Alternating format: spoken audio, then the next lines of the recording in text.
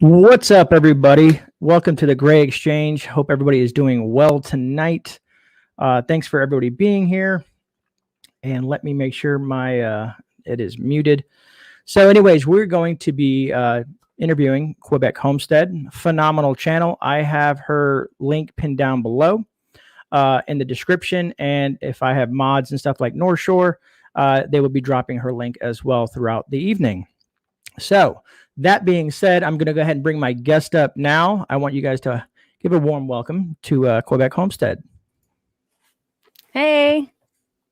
How are you doing this evening? I'm great. Thanks for having me today. Hello, everybody in the chat. Yeah, we have a bunch of people in here. And I'll just say hello to a few of you guys. I don't want to take up too much time. Wide family, Miss Prepping Plumber. Prepping Plumber Be Charming, Independent Marine. Let me make sure I'm not missing anybody. Keto Homestead, Cat Lady Meow, Bonnie Bethel, North Shore, Papa Prepper. Thanks, guys, for being here. But we're going to go ahead and dive into this. Right. So, do you prefer to? You want me to call you Quebec Homestead, or you prefer to be called Mal or Mallory? Call me Mallory or Mal or just. Because I know it's weird sometimes when you call people by their channel name and they're like, "Hey, okay."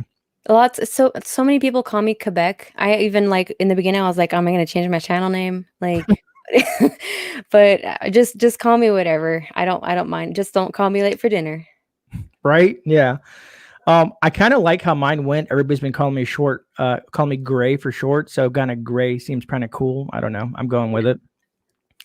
But anyway, so the reason I've been bringing homesteaders on the channel and interviewing them is because I'm very interested in homesteading. So is it possible that you can give us a brief history and your experience, what got you into homesteading and where you're at now and some of the hurdles and things that you ran into going through this process? And Thank you, Gina, for the super chat. Hey, Gina, she's so sweet. Yeah, she's awesome. Yeah, so I was raised on a homestead. I was born actually on a homestead. My dad was the homesteader. My grandparents were homesteaders as well, and they had 17 kids and the cow and everything. So my dad grew up in that too. So I'm like a third generation homesteader and raising my kids, and I wanted to raise my kids the same way. So they've pretty much been born on a homestead as well. I had left my parents' homestead, to go to school and I wanted to become an appraiser and do something of my life, but I ended up coming back to the homestead ways, built a homestead with my husband in 2014 from the ground up. No electricity, no running water, all on the generator. We did it. And we have a really short season here. We have a really long winter. So we had to rush it like big time. And as soon as we got done pretty much building the whole thing, got the electricity on and had a few kids, we realized very quickly that it was not big enough. We had 5.5 acres and we had just a little tiny homestead. And so we bought this property here, which is like out in the mountains. My mom says we're in the boonies. And we are trying to revive this farm because it's an 1800s farmhouse. And that's some of the hurdles that we've had, is that the house was not maintained, like at least for the 50 years prior, was not maintained. There's a lot of work to be done. So I have a video on this, the first year of homesteading in 15 minutes on my channel. It shows like everything that we went through, how hard it was, all the renos. And yeah, so that was pretty much, when you're buying something for really cheap, you gotta expect there to be a lot of work to be put into it. I mean, that's awesome. I mean, the way I've been pondering it, because that's, like I said, me and my wife, we want to go that direction. And I'm assuming most preppers want to go that direction. It's fun, prepping and stocking and packing, but I want to be more self-sufficient, with livestock and gardening and stuff like that, and learning those trades and bring them into my fold. But yeah, starting from scratch, I can only imagine. The only thing that I've been thinking of, because the prices down here in the US can fluctuate depending on where you're at. And I thought worst case scenario, I could buy a decent piece of land and have to put like a trailer or something and live there for a year or so while we build it up. Yeah. Maybe, But let me see, where am I at? Are you in a hot climate? Yes, I'm in Florida. Oh, then do it. Yeah, Florida. It's funny. The only downfall I can say about Florida is the soil. Okay, it's sand. So you have to do more greenhouse, more what do they call that? Raised gardens and kind of stuff like that. So, but Lasagna beds, yeah. permaculture. So I've been watching a lot of videos on stuff like that. Hence why I've been trying to get homesteaders and gardeners and all kinds of stuff on the channel, because I like to pick the brains and learn. Now, as a homesteader, I'm assuming you got multiple ways, like, because you said you grow a bunch of your food, you have ways of preserving food. I don't know if you use like canning, freeze drying, do you have a root cellar, stuff like that? Yeah, I do have a root cellar. I'm actually going to do a tour tomorrow of like my root cellar and my potatoes and everything. And so I didn't can too much this year because I did freeze a lot. And being on a homestead and with everything that happened this year, I had the kids at home, so I did burn out from the farm work in the fall. So when it was time for us to harvest the carrots, like, thank goodness Ben was there. He helped me cut up all the carrots, and he helped me, and that gave me a little bit of a kick in the to get it all done. So I canned up a lot of carrots, and like my big batch of tomato soup that I make every year. I like pretty much put all my tomatoes in that soup. Like everything in my garden goes into that can, and it's just like a can of greatness. And we eat some regularly here. And I did freeze a lot. I do have a root cellar. We dehydrated a whole bunch of herbs. We did a little bit of foraging as well. Ben has a whole bunch of books, and he's been getting into it ever since we moved here. And so that's like more of his expertise. And we've been really stocking up on what we have here, which is awesome. We raise a few chicken. We raise some meat birds. We have chickens for eggs. We had a wild cow that we wild cow. Okay. Yeah, wild cow. She features in a few of our videos. She because we have an agriculture. I'm sorry, I'm going off topic, aren't I? Hey, Jack, I'm in Homestead. I was just thinking, because I've been reading these books here. I don't know if you can see. I'm trying to learn edible and medicinal plants myself, just to get more rehearsed and learning what I can eat and consume and use for different purposes around me. Yeah. We were just talking about Mark from Rolling Homestead. You were saying that you wanted to have him up. Here he is. Mark, welcome. Where is he? Yeah. Oh, there he is. What's up, Mark? There you go. Prayers going your way, Mark. I just want to let you know that, Mallory, we've been discussing, whenever you're ready, hopefully God will bless you, brother, and things will get better, and we can have you on the channel. Yeah. Because, you and the medicinal plants and stuff like that, man, you are awesome when it comes to He is a Bible, like, of information. Like, he's got so much information in his mind. I just want to say hi to Jack from the Mindful Homestead as well. He's in New Hampshire. He's got an awesome homestead out there too. He raises pigs. Yeah. Yeah, no, shout out anybody you like, because some of these channels I might not be subscribed to, so I'd like to know about them as well. I'm really interested in other people outside of the realm where I'm at. Yeah, of course. I'm happy that a few people showed up. And I hope you're doing well. And the reason I say that is because I know you had a sledding accident not too long ago. I did. I slid down a hill and I hit a rock. And yeah, I'm doing much, much, much better. It took me like 4 weeks to recover of that one. Wow. But yeah, I'm doing much better. I'm actually like in full force right now. I'm like feeling like even my burnout, I feel like I'm getting better, like, overall. So I'm getting back into renovating. This week I've been painting all week. It's been good. That's really cool. Because I was watching one of your videos where you were taking the onion seeds, and how many onion seeds that was, like, I don't know, you get up to what, 600, 700 seeds or something? Yeah, at least. Yeah, that was crazy. That was a lot. I had no idea that was that many in there. Speaking of what you had touched just a little while ago, it said about your animals. Do you raise animals just for, like, let's say you have chickens for eggs and stuff like that, but do you raise animals for meat as well? Not yet, because we have like we have so much work to do Hmm. on the farm to get everything set up. Like I have 2 horses, which like seriously is just a luxury animal. Like, you don't make any money off of horses. And so we've been trying to get them installed the best that we can because we have to overwinter them and we Hmm. have a very long winter. So just getting my horses set up and making sure that they're okay and fed and they have shelter, that's been quite a challenge because our pastures are a mess. Like I said, like they haven't been taken care of for many, many years. So we're just trying to get everything fixed. Even the barn, we have a huge, massive barn and a shed in back. Like there's water infiltrations everywhere. So we have to get all that fixed before thinking of getting more animals. I mean, we can put them inside, but they're gonna get rained on. So Gotcha.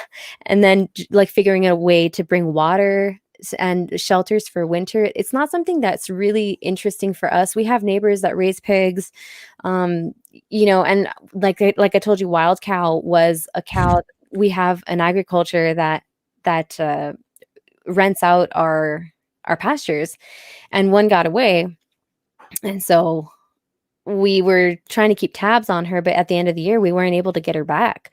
So come hunting season, we got wild cow.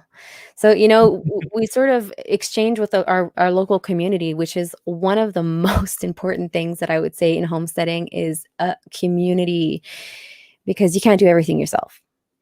Right. And that can kind of lead into my next question. I did want to make one note.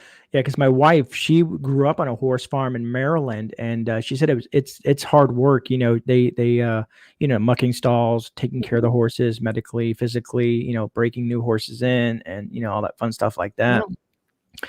But I was going to ask you, so what skills do you think are necessary for homesteading? I know this is a broad question, but if you had a certain set skills that someone who's new getting into homesteading, like, do you think there's any specific skills that you would need to kind of like give you a boost if you start homesteading? I don't know if courage is a skill, but that would be one. Because things can look a lot like mountains, so it sometimes look like sorry, I'm sorry, thinking in French.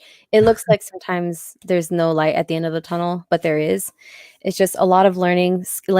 Be open to learn a lot. Get your hands dirty, because I didn't know how to do construction before doing this. I didn't know how to do a whole bunch of things.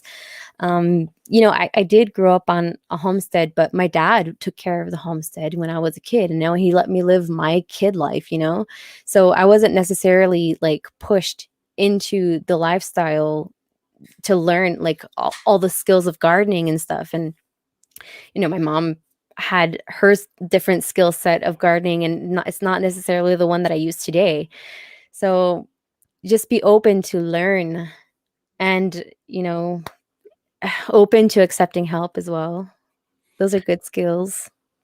Because I've noticed that a lot of people, especially if they're fully off the grid, you have to mend your clothes, you have to learn composting, how to care for animals. Some people use natural remedies, processing foods, processing meat if you do go Yep. hunting and stuff like that. I had never processed an animal before. First animal I ever processed was my pet goat. That sucked, but it had to be done. We bought goats. It was too soon to have goats, and we just weren't ready. And if you buy animals, make sure you're ready. Don't do the same mistake millions of us do. Build your infrastructure first. Make sure that they have a good, healthy home to live in when they get home. Don't rush last minute to get something done fast because you'll just have to redo it. Trust me, you'll thank me later. No, I just want to address the chat. Here for the first half hour, I usually focus on the guest, and then after that first half hour, I'll open the chat up to questions. And what we'll do is you can either tag me in it and write all caps the questions, but we'll do that at the half hour mark, and I'll let you guys know, okay? Because I've seen some questions fly by, but I still want to focus on Mallory right now and get the questions that I have for her out. Okay, I appreciate that, everyone, and thanks for being here. um, so. You were saying like skills, like doing compost and gardening and stuff. That's all things that I learned myself. So I think, yeah, it's good to start like have all these skills, but I think the most important thing is to start small, but to start now, you know? Yeah, I think I was talking to another homesteader named Hutch Homestead, and he just told me today that he was started watching your channel. He's been following you now, and he started a homestead, and he said sometimes you just got to dive right in, and you'll learn from your mistakes as you go. Yeah. And there are so many resources on YouTube. I mean, homesteading channels, there are so many gardening channels. If you're searching for something, it might take a little while for you to find it, but you'll find it. Like, you'll find it. That's awesome. So now I know you had the YouTube channel, and I always like to ask homesteaders this because I watched another one of your videos, and the other homesteader you went to visit, I think might have been your last video that you did. Yeah. And because a lot of homesteaders will sell products, they'll sell, either fruits and vegetables, clothing. I know they sold soap and some other stuff like that, which I thought was kind of cool. Do you do any of that? Like any mean to sustain yourself other than, like, Yeah. I don't know if you have a job or specific learning stuff like that, but Well, we sell wood. We have okay. 200 acres of forest. So the goal here is because we also have a maple bush that again has not been taken care of forever. So there's a lot of cleaning to do in the forest because it's just so like there's a lot of stuff to cut down and they have to have a certain distance between the maple trees so we can be able to tap them, and you can't do it all the same year because if you take down too many trees then the winds will just knock them all out or the canopy will burn your trees, and so you got to like do it slowly. And so it's something that Ben's been working on for a little while. He bought himself a skidder. He's building himself a logging trailer right now so he can go haul the wood directly to the mills. And that's just a sideline because Ben is a retired war veteran. Hmm. So he actually was released medically, and our Canadian military are really good so far with us. They have been providing his almost his full salary Oh, wow. because he was medically released. And so we bought this house for like nothing, and so we are living here thanks to Ben. And I am just trying to like he's keeping the place afloat.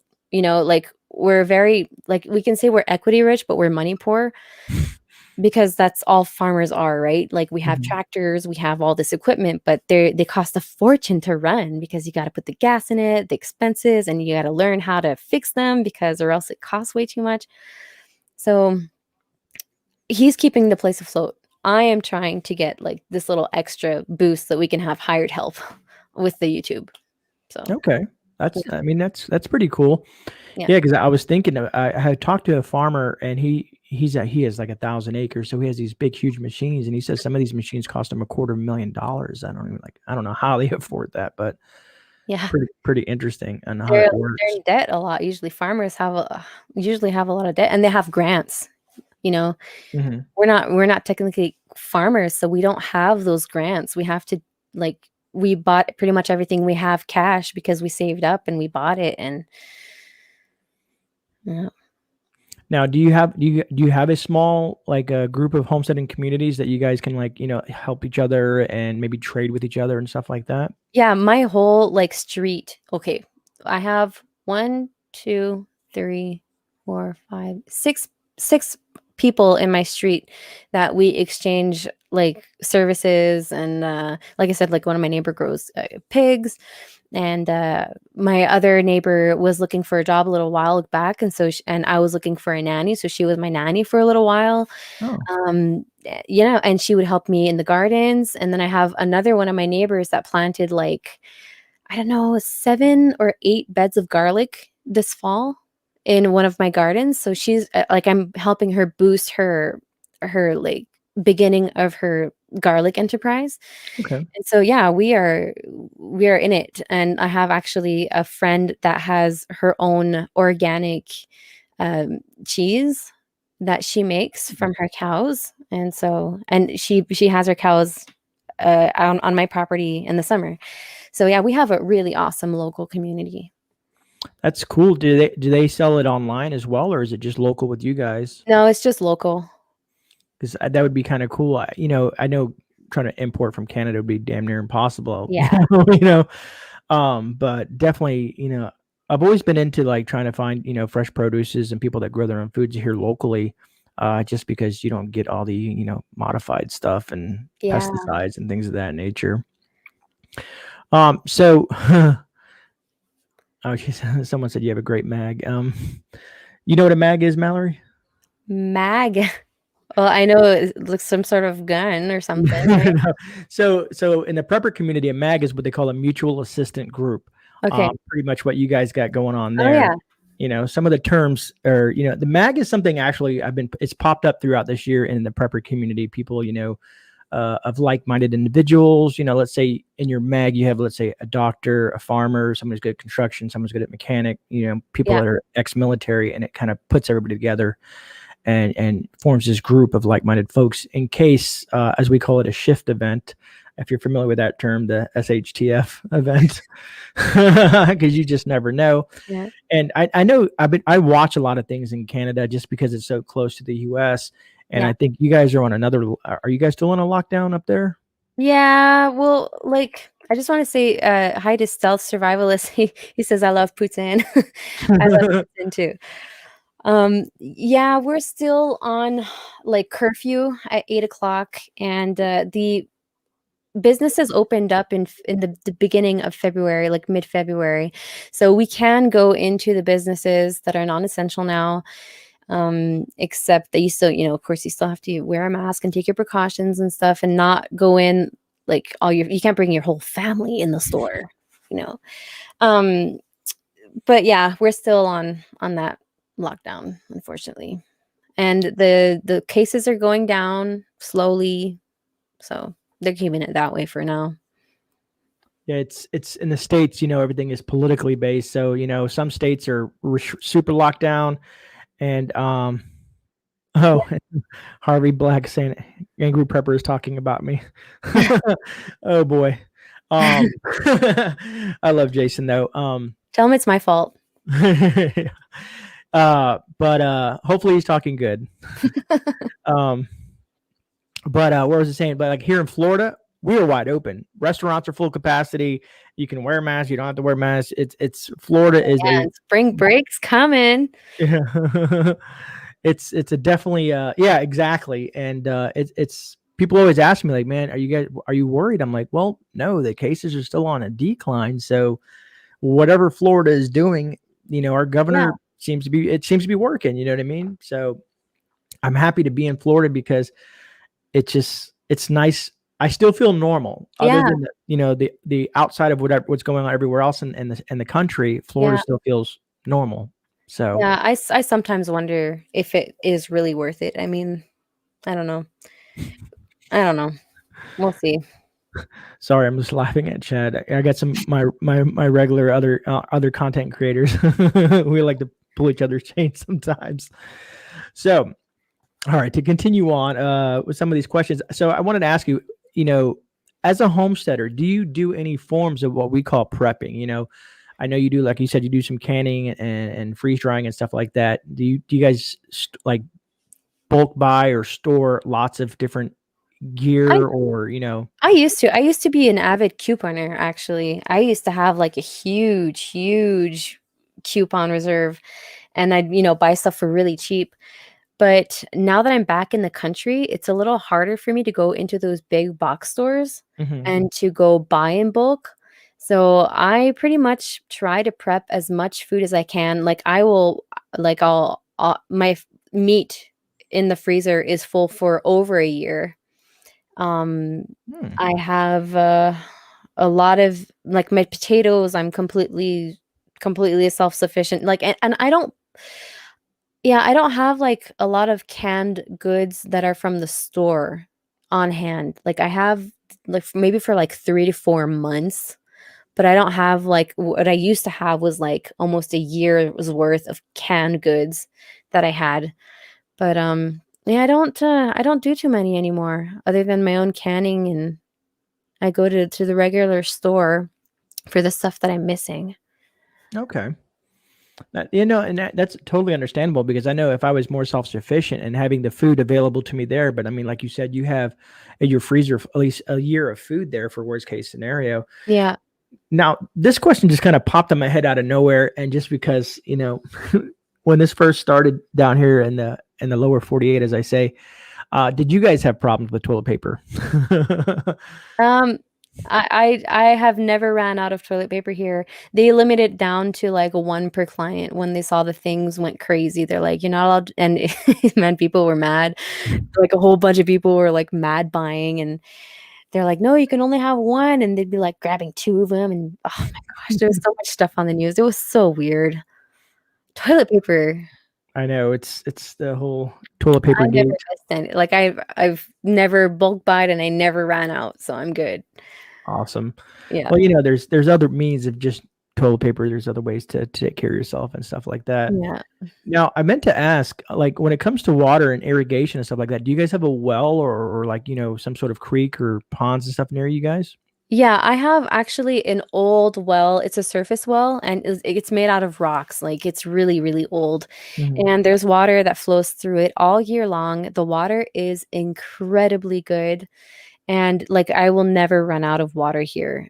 Even in the big summer heats of drought, everybody's running out of water. We have never run out of water here. And they had over, I think they said they had 20 cows in milk when the farm was up here, and they had the babies and everything. So there's maybe around like 40 cows at a time living here, and they Hmm. never ran out of water.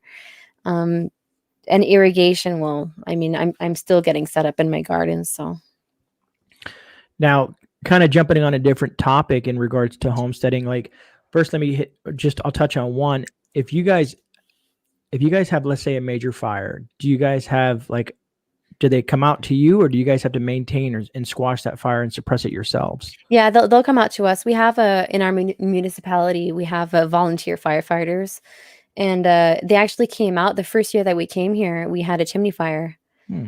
and they came out pretty fast. Well, that's good to hear. Do you guys have like fire extinguishers in the home and whatnot? Yeah, we have fire extinguishers. Actually, we have it was in the basement too, so Ben got the fire out before they got here, but I was, like, panicking. I was grabbing my kids, and I went into the car, and I panicked so freaking bad. Um, but yeah, the thing we have, like it was our first year with that stove. We replaced the whole furnace, the wood furnace, and there's a trap on it because there's too much pull. So it was to slow it down a little bit, and that was creating so much creosote inside the arm of it. Mhm. And so now we just close it and we just let it burn out like full throttle. So we burn 16 cords of wood a winter. Okay. Is that your main source of heating is wood burning? Yeah. I was curious because I know being that you're able to stream and have light and electricity, that you guys are on some sort of form of grid and whatnot Oh, there. yeah, we're on the grid and we have full power. Now, if the grid was ever to fail, how long could you guys sustain for quite some time if that was to happen? If, for the like, you mean for the heat or for I guess it could happen at any moment, be it winter or summer. I'm just I curious mean, because we have a generator, and, okay, I mean, we're able to plug it into the house to have water and, like, certain things, but, like, for, we would have to, like, go get a tractor generator or something. That would be, like, the best thing that we could, because that generates a lot of power. Like, everybody that I know on the farms, they have, like, a huge tractor generator, oh, and I think okay. with that, yeah, we could we could get by. We won't be able to weld as much, that would suck, but, no. Hey, Liz and Ugly Prepper, I just saw you guys say hello to me. I appreciate it. Where were we at? Prepare to utilize. It's fine. Sean's sharing out my video. Is He's it he's really? awesome. That's funny. No, Sean is an awesome character, man. He helped build my channel. You know what I mean? When he Yeah, was doing the raids and stuff like that, and he, support your brother and sister, uplift them, yeah, his specific term, but he helped me out a lot and got me noticed amongst others in the community. mhm, So very good. And if you guys don't know who North Shore is, you guys should check North Shore Preparedness out. yeah, he's an awesome, awesome fellow. If I go to Ontario, I'm gonna go meet up with him. There's Give him a big ol' hug. I've been meeting a lot of people up in that area. I didn't realize so many Canadians are on YouTube. Yeah, they hide us very well. Right? I always wonder. So you guys, since you guys are on land, you guys, like, because you guys hunt, I'm assuming, or at Yeah. least Ben does. Yeah. Are there any restrictions into your guys' like farms and stuff like that, like how they have, in certain areas of the country? Yeah, even in Quebec, we have certain restrictions. Like, yeah, there's a certain limit that we have to respect. One moose for two people. Some years we're allowed to hunt the females, some years not. There is a whole bunch of restrictions um, on that. But it's different. You can go to, and they're not all at the same times. You can go a village over, and they're able to hunt like a week before us. So Hmm. we have different zones in our province. Now, are you guys having any type of ammo shortage up there? Not that I've heard of, no. I always wonder because other countries differ from the U.S. Because the U.S. it's like the big thing, like there's no ammo, no one can find ammo anywhere. I've not heard. I mean, we're stocked up, I guess. So I haven't been to a store in a little while, but I don't think there is. I haven't heard of it anyways. Now, being that you said you have about roughly 200 acres. Yeah. I'm always curious, like, how do you, being that you're a family and stuff like that, like, do you guys have any way of like securing your property or at least securing the home to to protect yourselves in case things were to go, like, let's say south and you have, the crazies are coming your direction? Because a lot of people always wonder how to secure a property that size or a homestead. Our property is pretty much wide open, but what protects us is that you don't see us from the road, like the big road.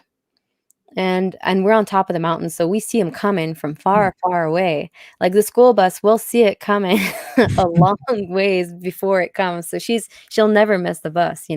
That's awesome. Um, so I mean, yeah, of course, I mean we have our weapons, and Ben, if crazies were to come, I mean, we would just have to leave, go further on the property or something like that. We want to build a cabin eventually, but Speaking of that, do you guys? I know this is like a prepper thing, but I've heard homesteaders do have them as well. Do you have guys have like a bug out bag or something like that, just in case? I don't have one up to date right now. Hmm. I don't have one up to date. Seriously, I've been slacking like in so many things. With my burnout and everything, I've just been like in survival mode for the past couple months.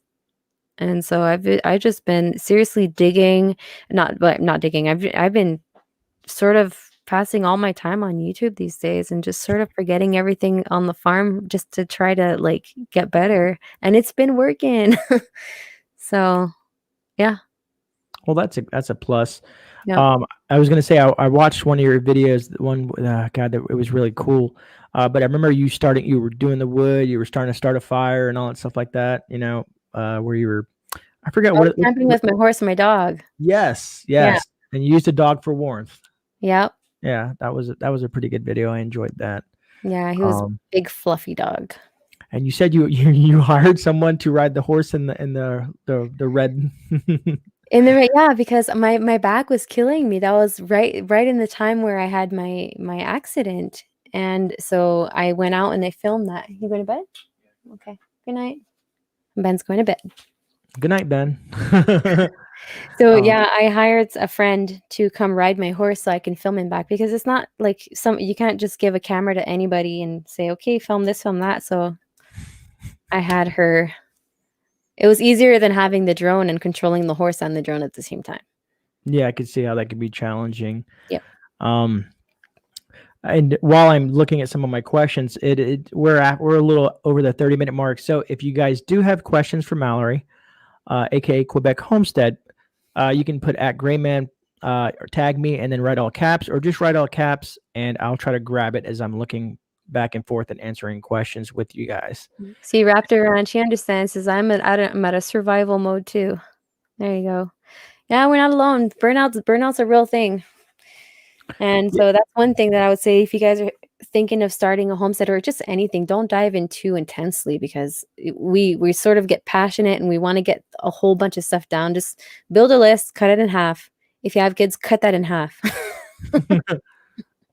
Do you give Ben a honey-do list? Have you ever heard that term before? Oh, I used to, but now we mutually know what we need to do, and we're just overwhelmed.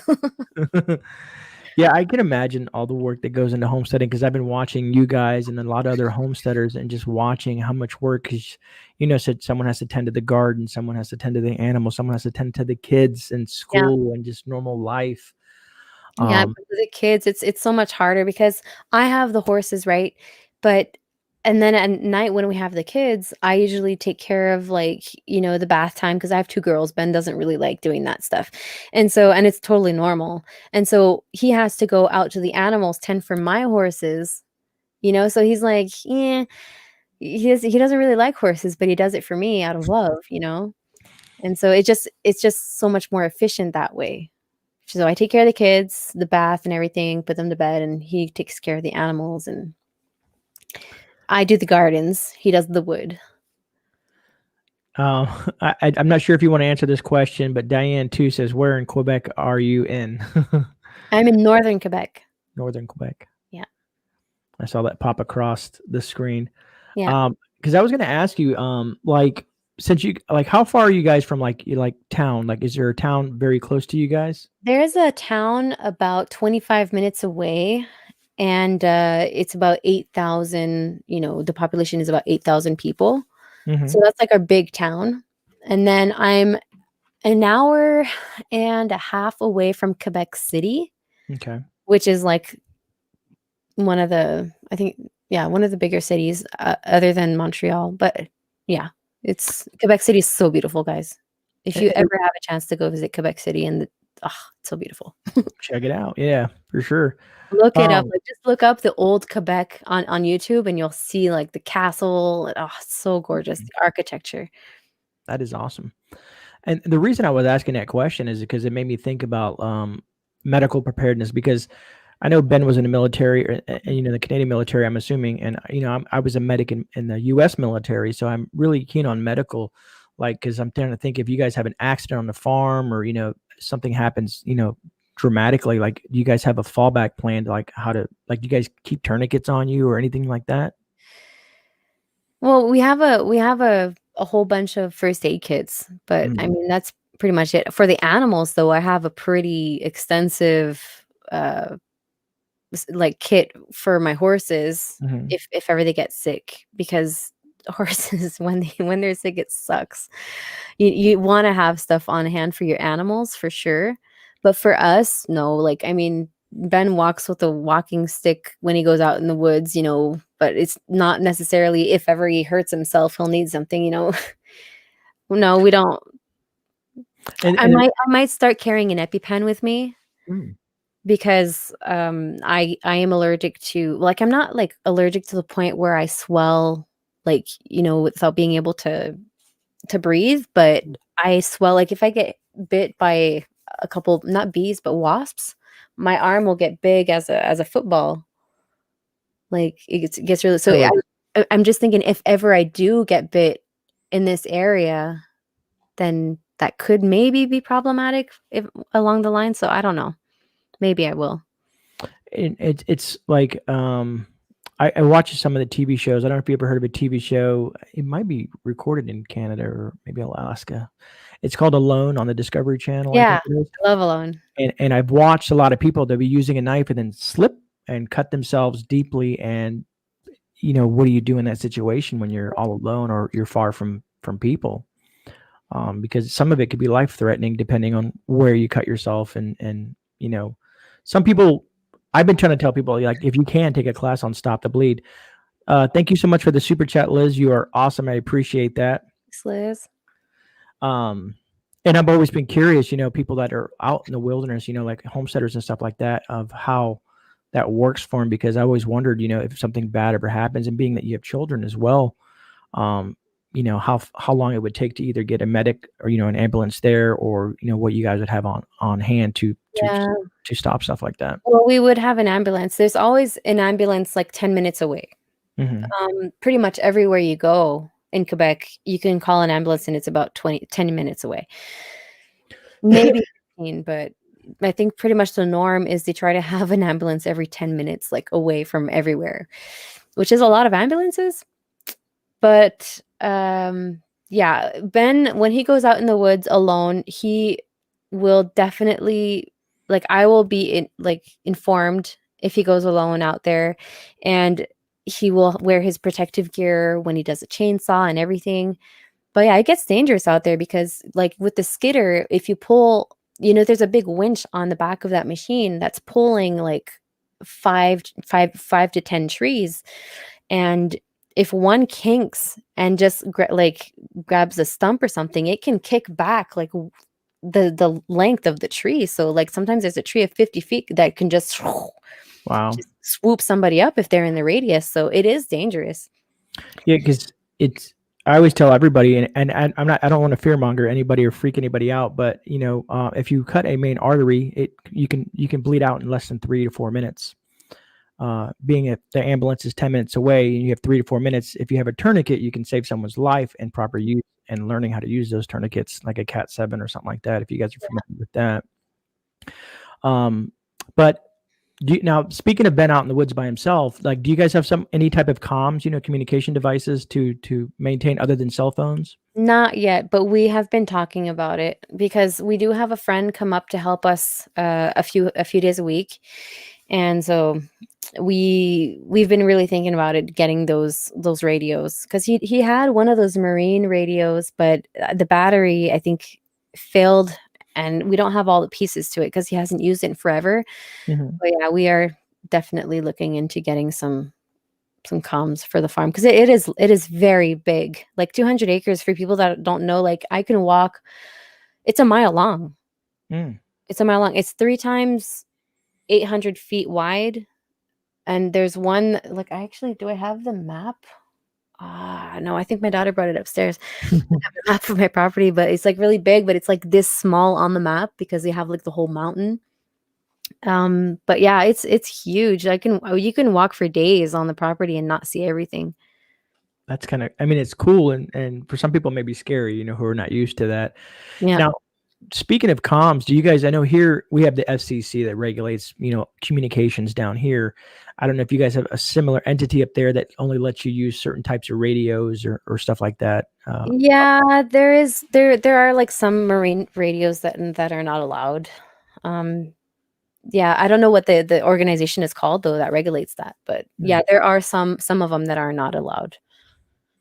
And this is why I like talking to people outside of the U.S. because it's intriguing to see how other countries run and some of how similar and how unsimilar some of the things can be. Yeah. In regards to that. I actually we were talking about the size of the property. I have a beaver dam that's like right in the smack middle of my property of that 1 mile. And man, it's just like so crazy every time that I walk by it. I'm like, I have this on my property. It's so cool. It's funny as you said that North Shore was talking about he said beaver ponds, and I was going to ask you because I remember in the last video you were talking about I think was it your last video when you I'm trying to because I went through a lot of your videos that you guys do have an orchard on your property. Yeah, I have an orchard of about how many trees do I have? I have a video on that, and I say it in there, but I don't quite remember. Yeah, I have a video on my orchards, on my gardens, on my beaver dam. I got a lot of videos. No, and like I said, I give you props to that. A lot of people don't understand YouTube can take up a lot of time more than people expect, especially Yeah. with someone that like what you do with the drones and the footage and the editing and then putting it all together. We're looking at hours, sometimes days to put stuff together, which can be very strenuous. Oh yeah, I can spend at least 9 hours on a video editing. Did you change your camera? I have not. Okay, it's on my end, it's a little bit more buffery than it was in the beginning. Oh, you're right. I'm looking at that too. I'm looking at StreamYard. It looks good, but as I look at YouTube, it does look a little funky. It looks like it might be getting better, or maybe not. But on StreamYard, I look great. That is odd. Well, I do apologize, everyone, but I don't know what's going on. It could be YouTube, but I doubt YouTube because Mallory still looks clean and clear. Not bad for a $40 webcam. Yeah, right? Can you guys hear me okay, though? Yeah, sound is great. Okay, so because I don't have headphones in, so because I don't hear the stream coming. But yeah, I can see how pixelated I am. That is weird. I wonder if I refresh it. I'm just curious if it's going to continue to do that or not. I'm going to refresh it on that side. Hopefully There's it does. 46 people watching. Cool. It was 50 thumbs up. awesome. That's a good ratio. Yeah, and guys, like I said, if you guys have questions, please put them in all caps. I'm going to go ahead and apologize in advance for my whatever's going on YouTube on my end, but it's weird because you figured if it's YouTube, we both should be somewhat blurry, but I don't know. Yeah. I don't know what's going on. It's usually the opposite for me. Usually my guest is all blurry and stuff like that.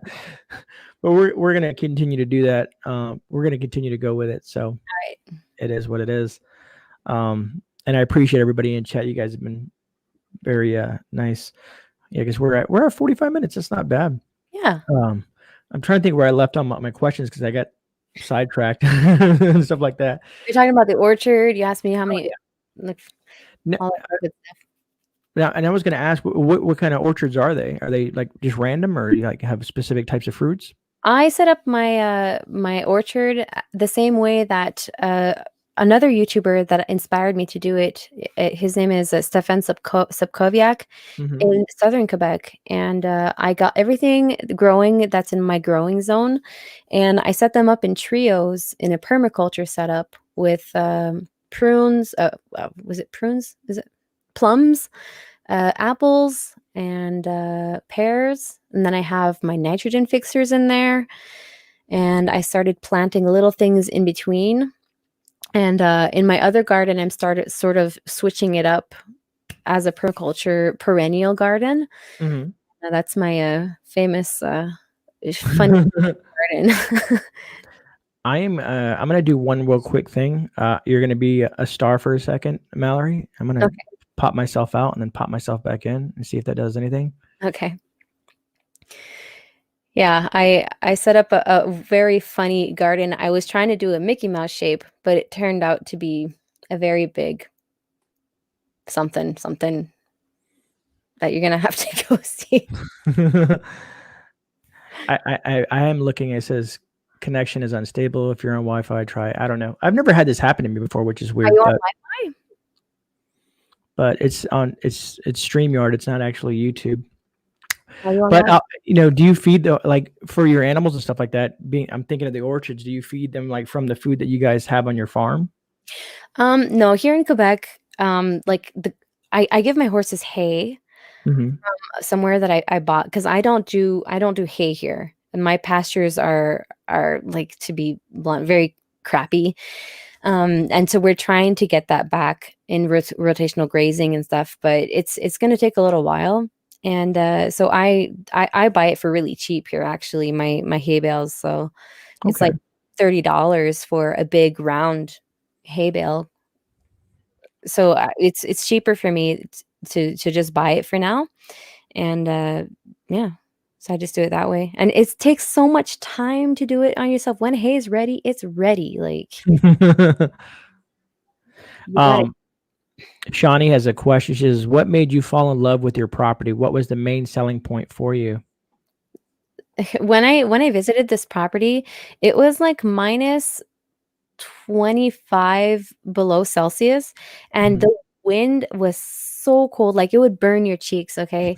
And we were walking through from the garage all the way to the house, and we come into the house, and this lady's 80 years old. She was born here, and like really, like the vibe of the house was so old, and we could feel the love in it.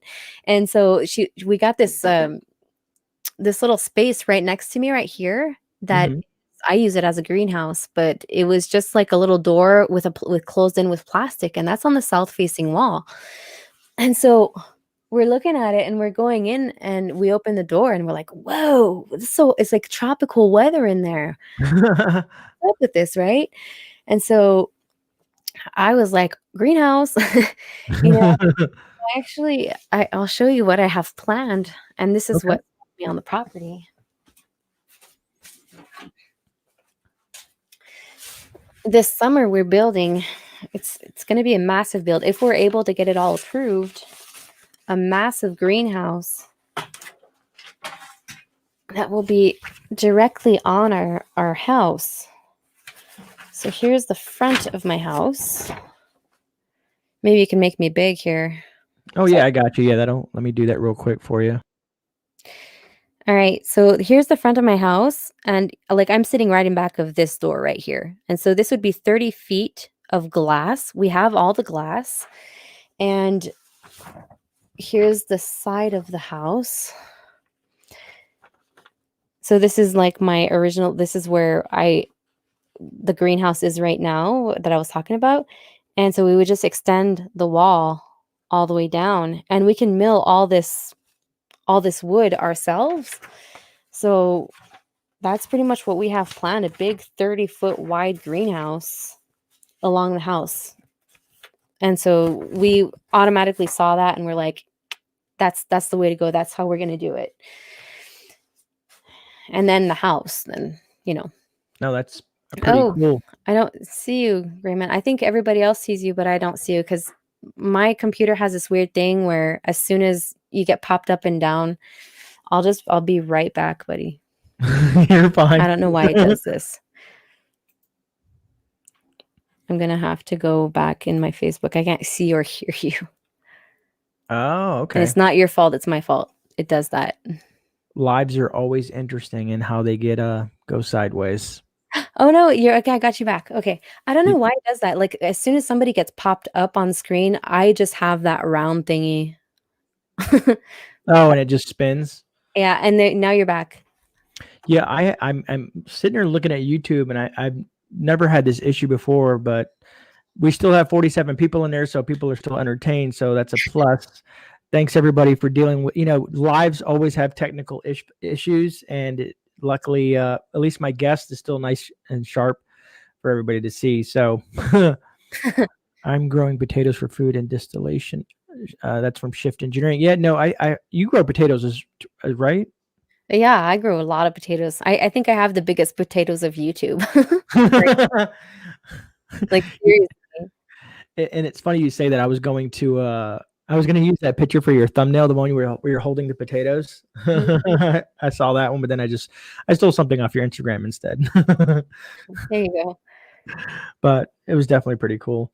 Let me switch back to chat here. Yeah, I show on a like it's a 20-minute video, but I show from start to finish like what I did with my potatoes to get them that big. And I did a whole bunch of testings in there. I do a lot of testing on my property because I push the limits of my growing season pretty much. And I did some with tomatoes. Yeah, I just love experimenting. Thank you, Bonnie. I appreciate that. And I do appreciate everybody dealing with the technical difficulties that we're having, towards the end of this stream. Like I said, I have no idea why StreamYard is playing games. But so what I wanted to throw in there is that I'm practicing growing sweet potatoes because I love sweet potatoes. And right now I got off the one that I got 4 slips off it. So it's kind of cool. I've never done it before. I've never done sweet potatoes before. It's I don't know. I'm a fan of sweet potatoes. A funny story is because here in the like I said in the U.S., potatoes. People think potatoes are bad because they have carbs and stuff like that. So a lot of people try to eat like sweet potatoes. They have a lower glycemic index if you're familiar with that kind of information. So I stick with sweet potatoes versus but I do have regular potatoes I have freeze-dried potatoes. Sorry. Let me clarify. It's funny. It's funny you say that because I tend to stick with things that are in season. It's things that grow in season. So I like all my veggies that I can up, I eat during the winter time. And like I will not go and buy a fresh tomato in the store all winter. I will wait until I have some fresh ones in the garden. I refuse. And like so when I am done with my tomatoes or because my season's so short, like we need potatoes. We need them because we need to fatten up for winter to have this protection on us. And Right. I need to gain that extra like 5 to 10 pounds because in the summertime I burn it all off and it's a lot of work. Like yeah. But that makes sense. I mean, because if you're extremely active as a person and stuff like that, see, with what I'm sitting here on YouTube, of course, I'm not being active, but I try to get out more. Yeah. I had years ago, I talked about it in a video. I had a huge issue I got into it this whole deep rut, and man, I got up to about 400 pounds, Mallory. Wow. I've dropped 152 pounds. I'm down a lot healthier. It just snuck up on me. Well, it didn't sneak up on me. It's all the Oreos and late night snacks and processed foods that really got me. And now I do a lot more clean eating. A lot of people are like, are you on a specific diet? And I'm like, not really. I'm clean eating. I don't eat fast foods or processed foods. I Yeah. try to stay away from a lot of that. I don't drink soda. Funny enough, a lot of people ask me like, how do you not drink soda? I say I drink coffee and water. Those are like my two staples. Yeah, man, I cheat all the time. I eat a lot of chicken, and every time I go out to the city, I will go get me some McDonald's. Like, I cheat. I do because why not? It's there. It's available.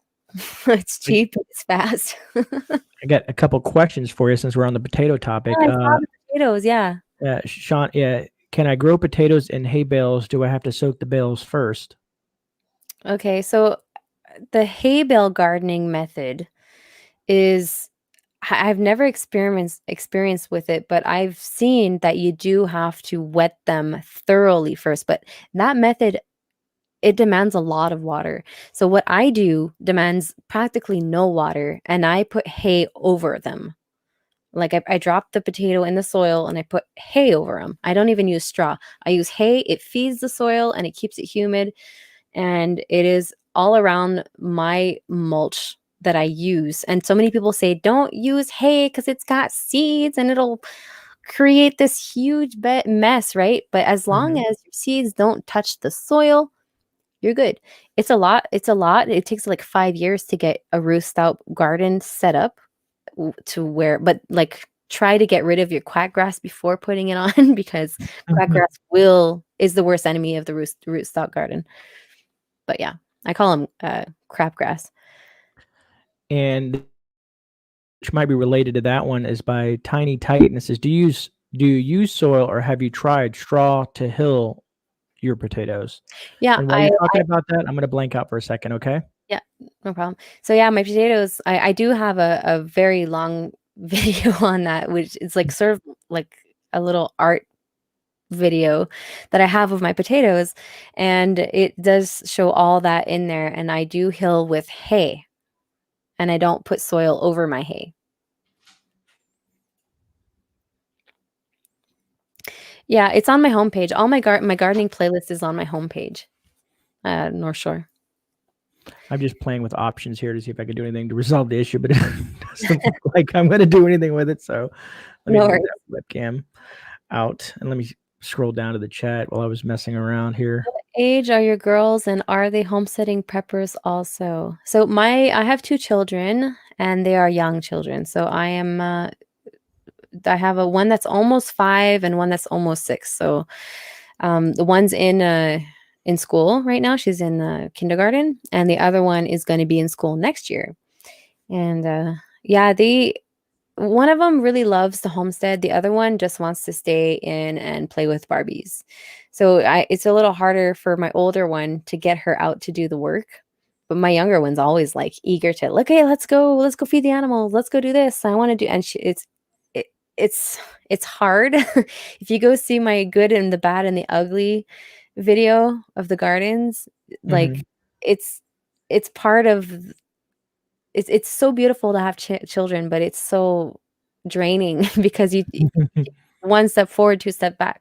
So, hey, Bettina, she's my girl. Oh, Bettina. Hey, hello. How are you? What was I gonna say? Did you clean the lens? Yeah, prepping plumber. It's not that, man. I don't. It's a weird thing with Are you on StreamYard. Wi-Fi? Huh? Are you on Wi-Fi? No, I'm hardwired. I would never risk Wi-Fi or running I do it Wi-Fi on a all live stream. the Really? time. Yeah. Let me see. I'm gonna because the little It's signal gonna thing. buffer again for a little while. I'll just wait till you come back. Oh, that's right. I forgot about that. Yeah, no matter what I do, it's gonna be that way. So again, I apologize.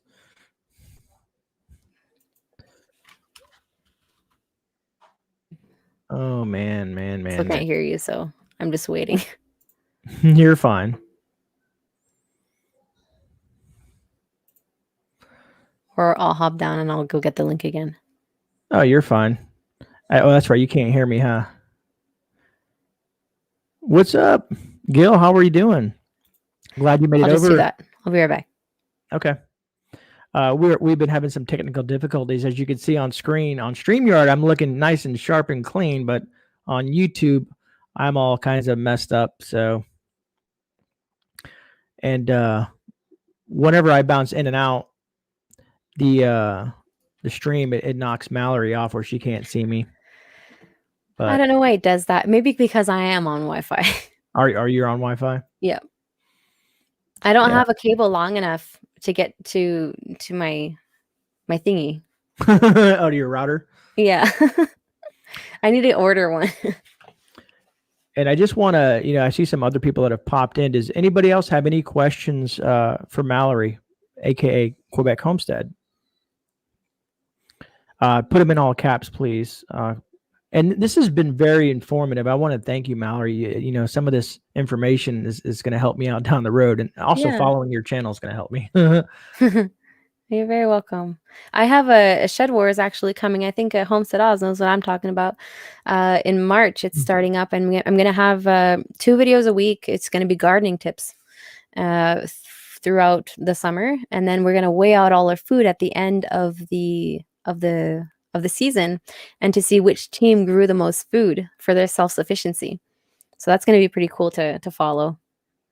No, that is pretty cool. I was going to say, your sheds. What was I going to go with this? You made me think of something right at that moment when you were talking about sheds. I lost. See, this is what happens when you get old, Mal. Just so you know, your mind gets lost, and I'm so concerned with the screen over there. But it is what it is.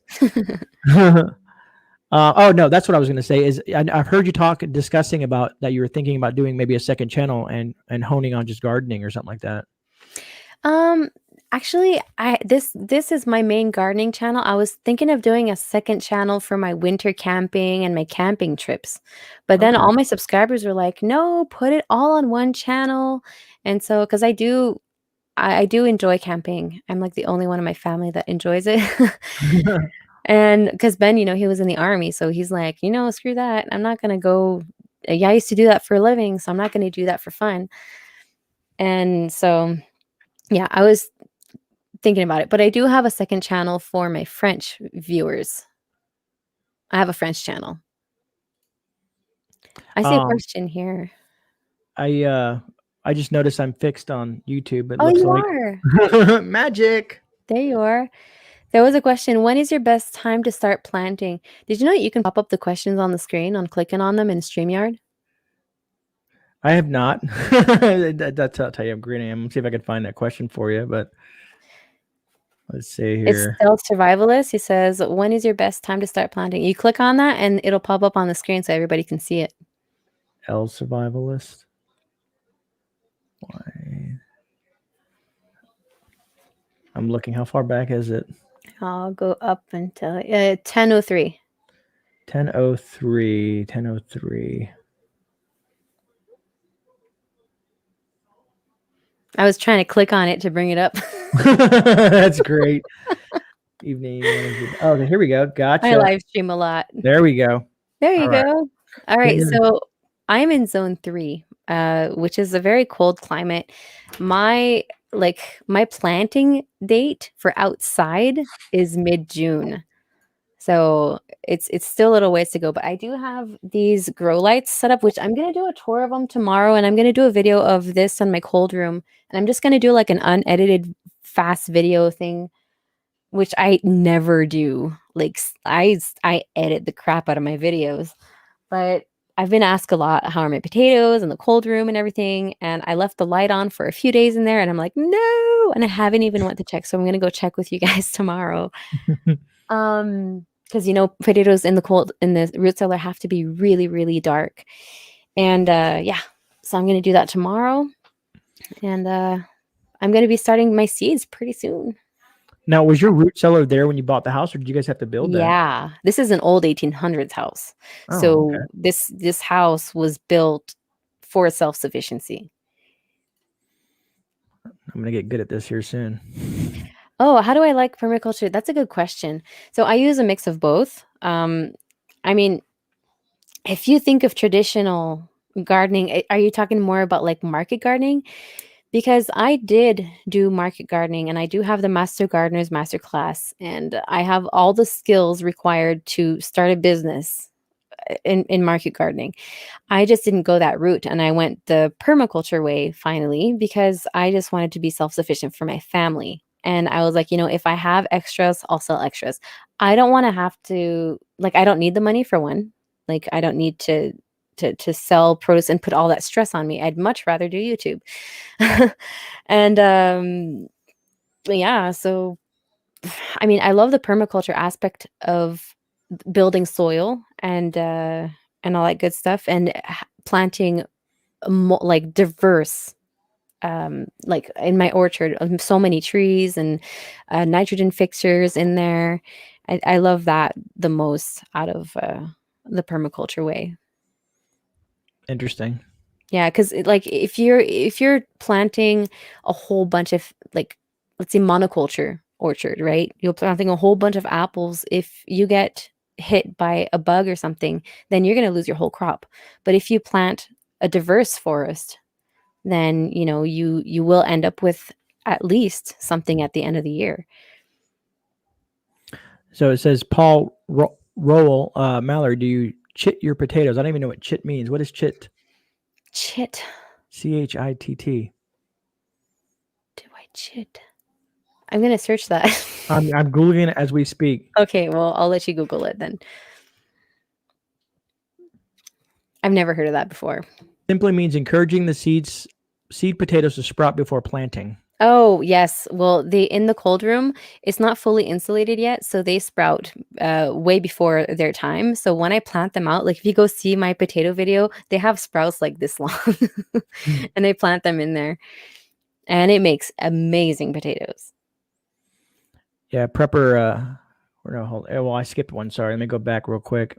Prepper steeding is in the same area. Well, not same area, but same state I'm in. Yeah.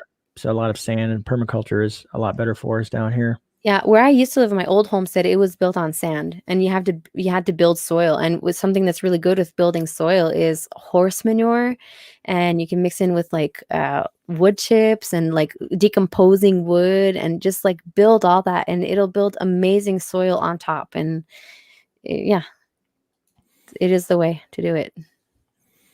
And then Shift Engineering has a question. Nope, I have not tried that. Milk for bacteria. Interesting. He's very intriguing. He's doing what was it called? Wood alcohol. Shift. Tell me what you were doing with the wood and using that for fuel to power a vehicle. It was interesting what he's doing. But I don't know if you got plans, Mallory. We are a little over an hour and 8 minutes. I don't know what you got going on. If you guys in chat want to keep on going for a little bit longer, if Mallory wants to stay a little bit longer, we can keep it going for a little bit longer. I have nowhere to be just yet. It's still early technically where I'm at. So wood gasifier. Yes. I don't know why that name doesn't just stick in my head. You figured that would make sense to me. Huh. See, I have horse manure and chicken manure, and I mix it up with my excavator. And like, I'm a modern homesteader, so I use the equipment that I have. A lot of people say, don't get the skidder in the wood, don't get don't use an excavator. It's, fossil fuels and whatever. But I mean, I'm on 200 acres. I couldn't do it all by hand. Yeah, I can imagine. That's a lot. My compost mound is huge. I'm going to probably be able to sell some. I think I did a video. I did this challenge. What was it? Can't remember the day it was. I did it a Dollar Tree challenge. Here we have these we have, you guys, I'm assuming you guys have dollar stores, right? We have a Dollarama, yeah. So this is Dollar Tree. Everything inside the store is $1. Yeah. $1, no matter what it is. You know what I mean? and I bought 20 items, basically kind of like what you would use to prep or survive with, right? And I'll be going out in the woods, guys, tomorrow. Hopefully the weather will hold up, and I'm going to use all 20 items in the woods. But it's to show people that sometimes prepping or buying gear and stuff doesn't have to be the super expensive thing that you have to do. That there's options for people on a budget. But that should be fun. I don't we'll Yeah. see how that, how that plays We out. we do have a Dollar Tree, but nothing is like at $1 anymore. The prices got inflated. So like there's two like maybe there are some things at $1 like candy, but like not many things are at $1 anymore. Not here in Quebec anyways. They're more like $3 to $4 now. North Shore, I did a $21 prepper challenge a few months back. That's Well, true. North, I don't know if you watched my video yet. I know I should have tagged you in it. I forgot. I did the Dollar Tree challenge, 20 items for $20, and I did pretty good. I got a lot of good feedback. And if I don't ask you, Mallory, this question, which I've asked you on over on Kincaid's thing, is there any specific reason? Because my daughter is fascinated by milk in a bag. Yeah. So she was like, "Well, why do they have milk in a bag, Dad?" I'm like, "I don't know. I have no clue. It's Canada. They do things differently." Yeah, I don't know why exactly. I'm sure we can Google it and find it right now, but I have no idea why it's in a bag compared to in a jug. Like, honestly, is it pollution? I don't know. I have no idea. How many liters are man, it's a gallon, right? A jug is a gallon? Gallon. I don't know. I'm gonna whoops, You where can fit a lot more milk in the aisles when they're in the bags though. that makes sense. A I want lot more. So that would be my reason. But to Ms. Taz Christie. So the reason, yes, it is cheap gear. And the reason I did this is because what I wanted to do is some people can't afford expensive gear just first, right at first. So having something, anything is better than nothing. And then you slowly rotate that out as you have the money to buy better gear and better gear. So I do agree with you. Yes, it will give out. The knives will break, the tarps will leak, yeah. things like that. But it's just, it's a place for people to start. All right. Yeah. The tree. The milk in the bags is something to do with metrics. So yeah, I think 5.5 liters in a gallon. Yeah, so see, they're stacked in the bottom of the refrigerators, and they're stacked like there's a lot of milk compared to like if you'd have these gallons. So After $1,000, and now you tell me about the Dollar Tree. Oh boy. oh, you're liking that comment click, huh? Yeah, no, I never used it before, and it is very helpful because then I don't It have to is. stare all around and stuff like that. Milk in the bags is something to do with metrics. And then we got some people breaking it down for us. 5.5 liters in a gallon. Oh, sorry, Liz, for your phone being Yeah, I see that. down. Stealth survival. So I buy 3 bags a week, so I'm assuming they're in Canada. Yeah. We buy we go through 6 bags a week here. And that's one thing that I think on a homestead, the milk you can get it from a cow, but the grain, the cereal, the pasta, all the flour, that's one thing that like is stopping us from like being, I think, completely self-sufficient here. It's the grain. I guess North Shore is our fact checker. Oh, 3.78 liters. I guess some people are coming over angry. Must have just ended his stream. And I had no clue Jason was going live, so I do apologize, guys. I know it's hard. Some of us double dip. We'll have multiple screens up and be in both lives and stuff Yeah. like that because we just jumped up a little bit. We were at 45. We're at 52 now. It's my fault. It's my fault. I couldn't go earlier because I have to put my kids to sleep before. So Like I said, I've been pondering it for a while. I talked to another creator that was doing it at 9 o'clock, and he said, "No, go ahead and take the slot," because I've run into a lot of other people that I'd love to interview, but they're not available till 9 o'clock. I'm So just gonna stand up real quick. no, take your time, or do what you got to do. That's funny. I didn't know that prepper stating you find milk in a bag at a quick star truck stop, huh? Interesting.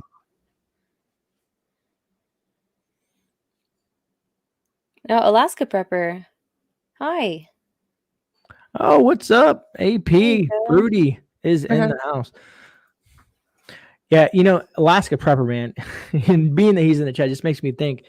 Have you've been to his channel? I'm assuming, Mallory, haven't you? Yeah, I have been. He's I'm always intrigued by Alaskans because I lived there a year. So he's been playing with potatoes as well, and I think he's gonna do it this year. He's gonna do more potatoes. cool. Probably not as many as you, but I grew 300 pounds, I think, for my family this 300 fall. pounds. Yeah, Wow, there's a lot of potatoes. at least 300 pounds. Yeah. What other vegetables, out of curiosity? I know you said you have. I know you got onions. I know you got potatoes, Carrots, I carrots. got salad, I had corn, tomatoes, massive amounts of tomatoes. I planted out a whole bunch of perennials this fall, and I know Sean has been asking me for ages to try to get a video out to explain why I haven't been using compost for the past 3 years. Like I haven't amended my garden, and I've been pulling out like crazy amounts of food. Garlic, I have garlic, I have zucchini. Man, I grow so much stuff here. Like That's that's awesome, I man. have I have a market gardening background, so like you should see my seed collection. Speaking of seeds, I like to ask this of people because this is what I've been doing. So I have seeds that I'm going to use this year for to do practice gardening. They're not the best seeds, but I want to, I don't want to destroy my heirloom seeds.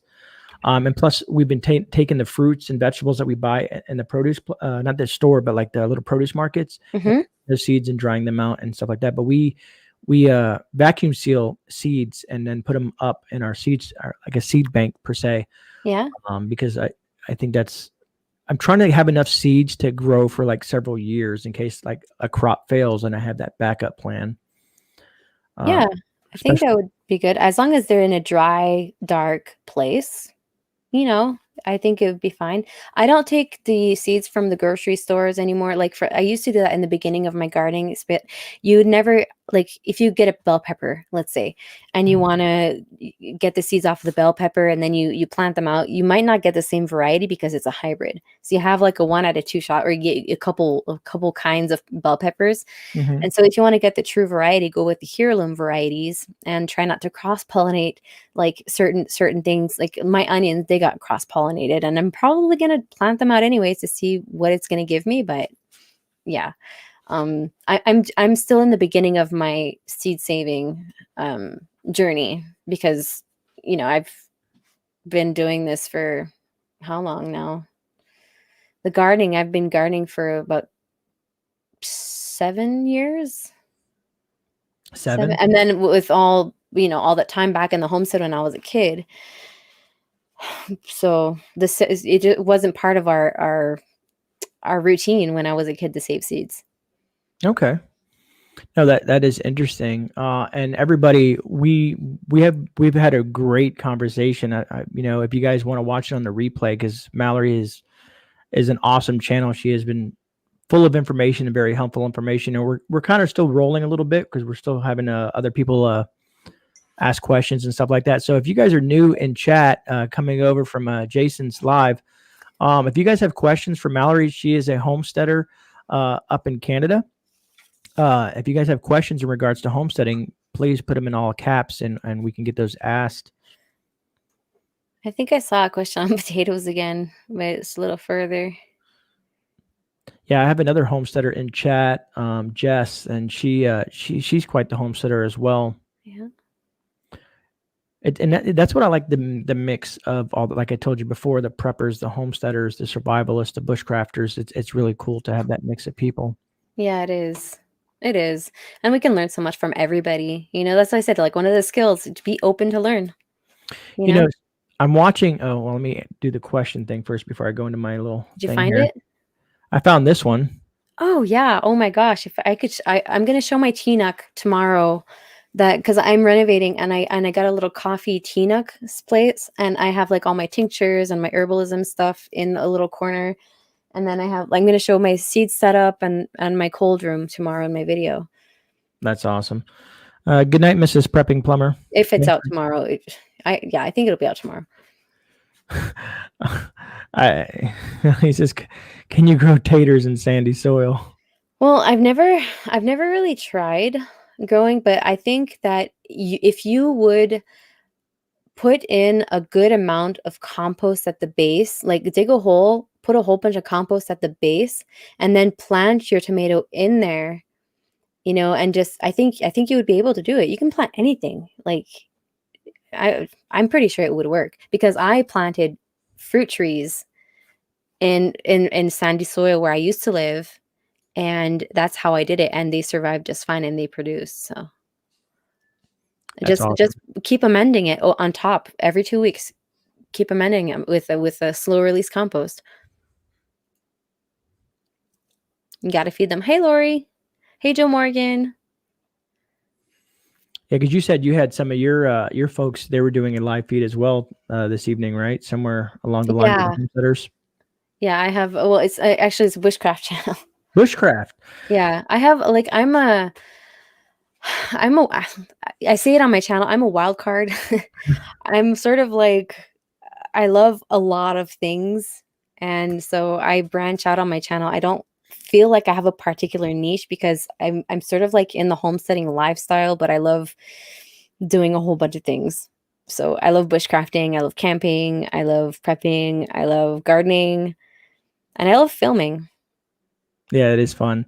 Hellcats 2 says, do you grow berries such as elderberry or blackberries? I have wild elderberry here, and I have wild blackberries. So I do lots of foraging. We have nuts. We have wild strawberries everywhere. On like I have 30 acres of pasture, and since they haven't been maintained and it's very acidic soil, they go crazy. Like I have wild strawberries for days, That's awesome. weeks maybe actually.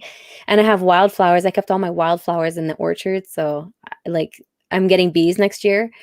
Well, this year actually in May. That'll be my first year of beekeeping. How many of you guys are you guys getting like the one set up? Like, Yeah, two okay, nukes. okay, cool. Yeah, we're getting two nukes. That'd be very beneficial also for the plants and stuff like that around you in your garden. Yeah, honestly, like we don't really need it because we have a whole bunch of native pollinators. I counted at least 30 types of native pollinators here.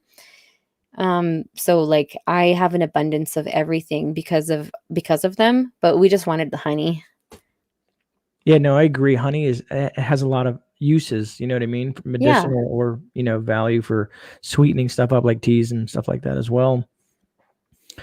Do you guys like do you guys have like a medicinal cabinet, or do you guys use like standard traditional medication, or do you have a mixture of both? We have a mixture of both. Like we have like for bites and everything, I have a plantain tincture that Ben made.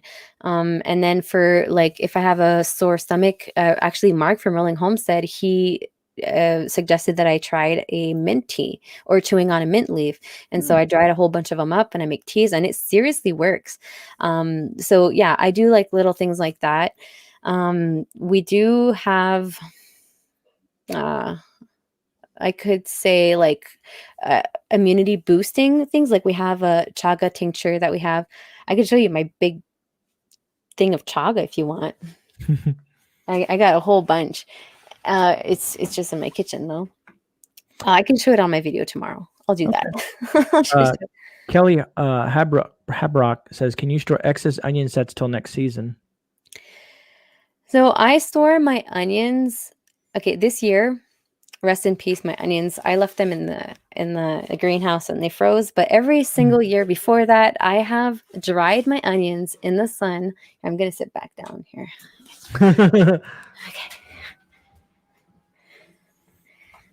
Okay. So I've dried my onions in the sun. I harvest them on a really hot day in the fall, and they can benefit from the sun drying. And then I put them in my greenhouse, like on a screen, and they dry for a few weeks like that. And I bring them inside and I store them all winter. And then when they start to sprout in the spring, I plant them back in the ground, and that's how I get the flowers. Actually, I actually left a few leeks out in the underneath the snow, and they survived, and they shot out flowers. So Says Northern Girl Hobby says, I find strawberries hard to keep under control on our small property and not worth reserving the space in the garden. Any tips? for strawberries, Yeah, they do sort of like take over, don't they? You can grow them in pots. You can grow them in pots, and I don't know what climate you're in, but I put them in pots, and I store them in my garage just above freezing, and that's how I keep them alive. They wake up in the springtime, and then they rock again. I separate them sometimes, and I take the babies and I propagate them.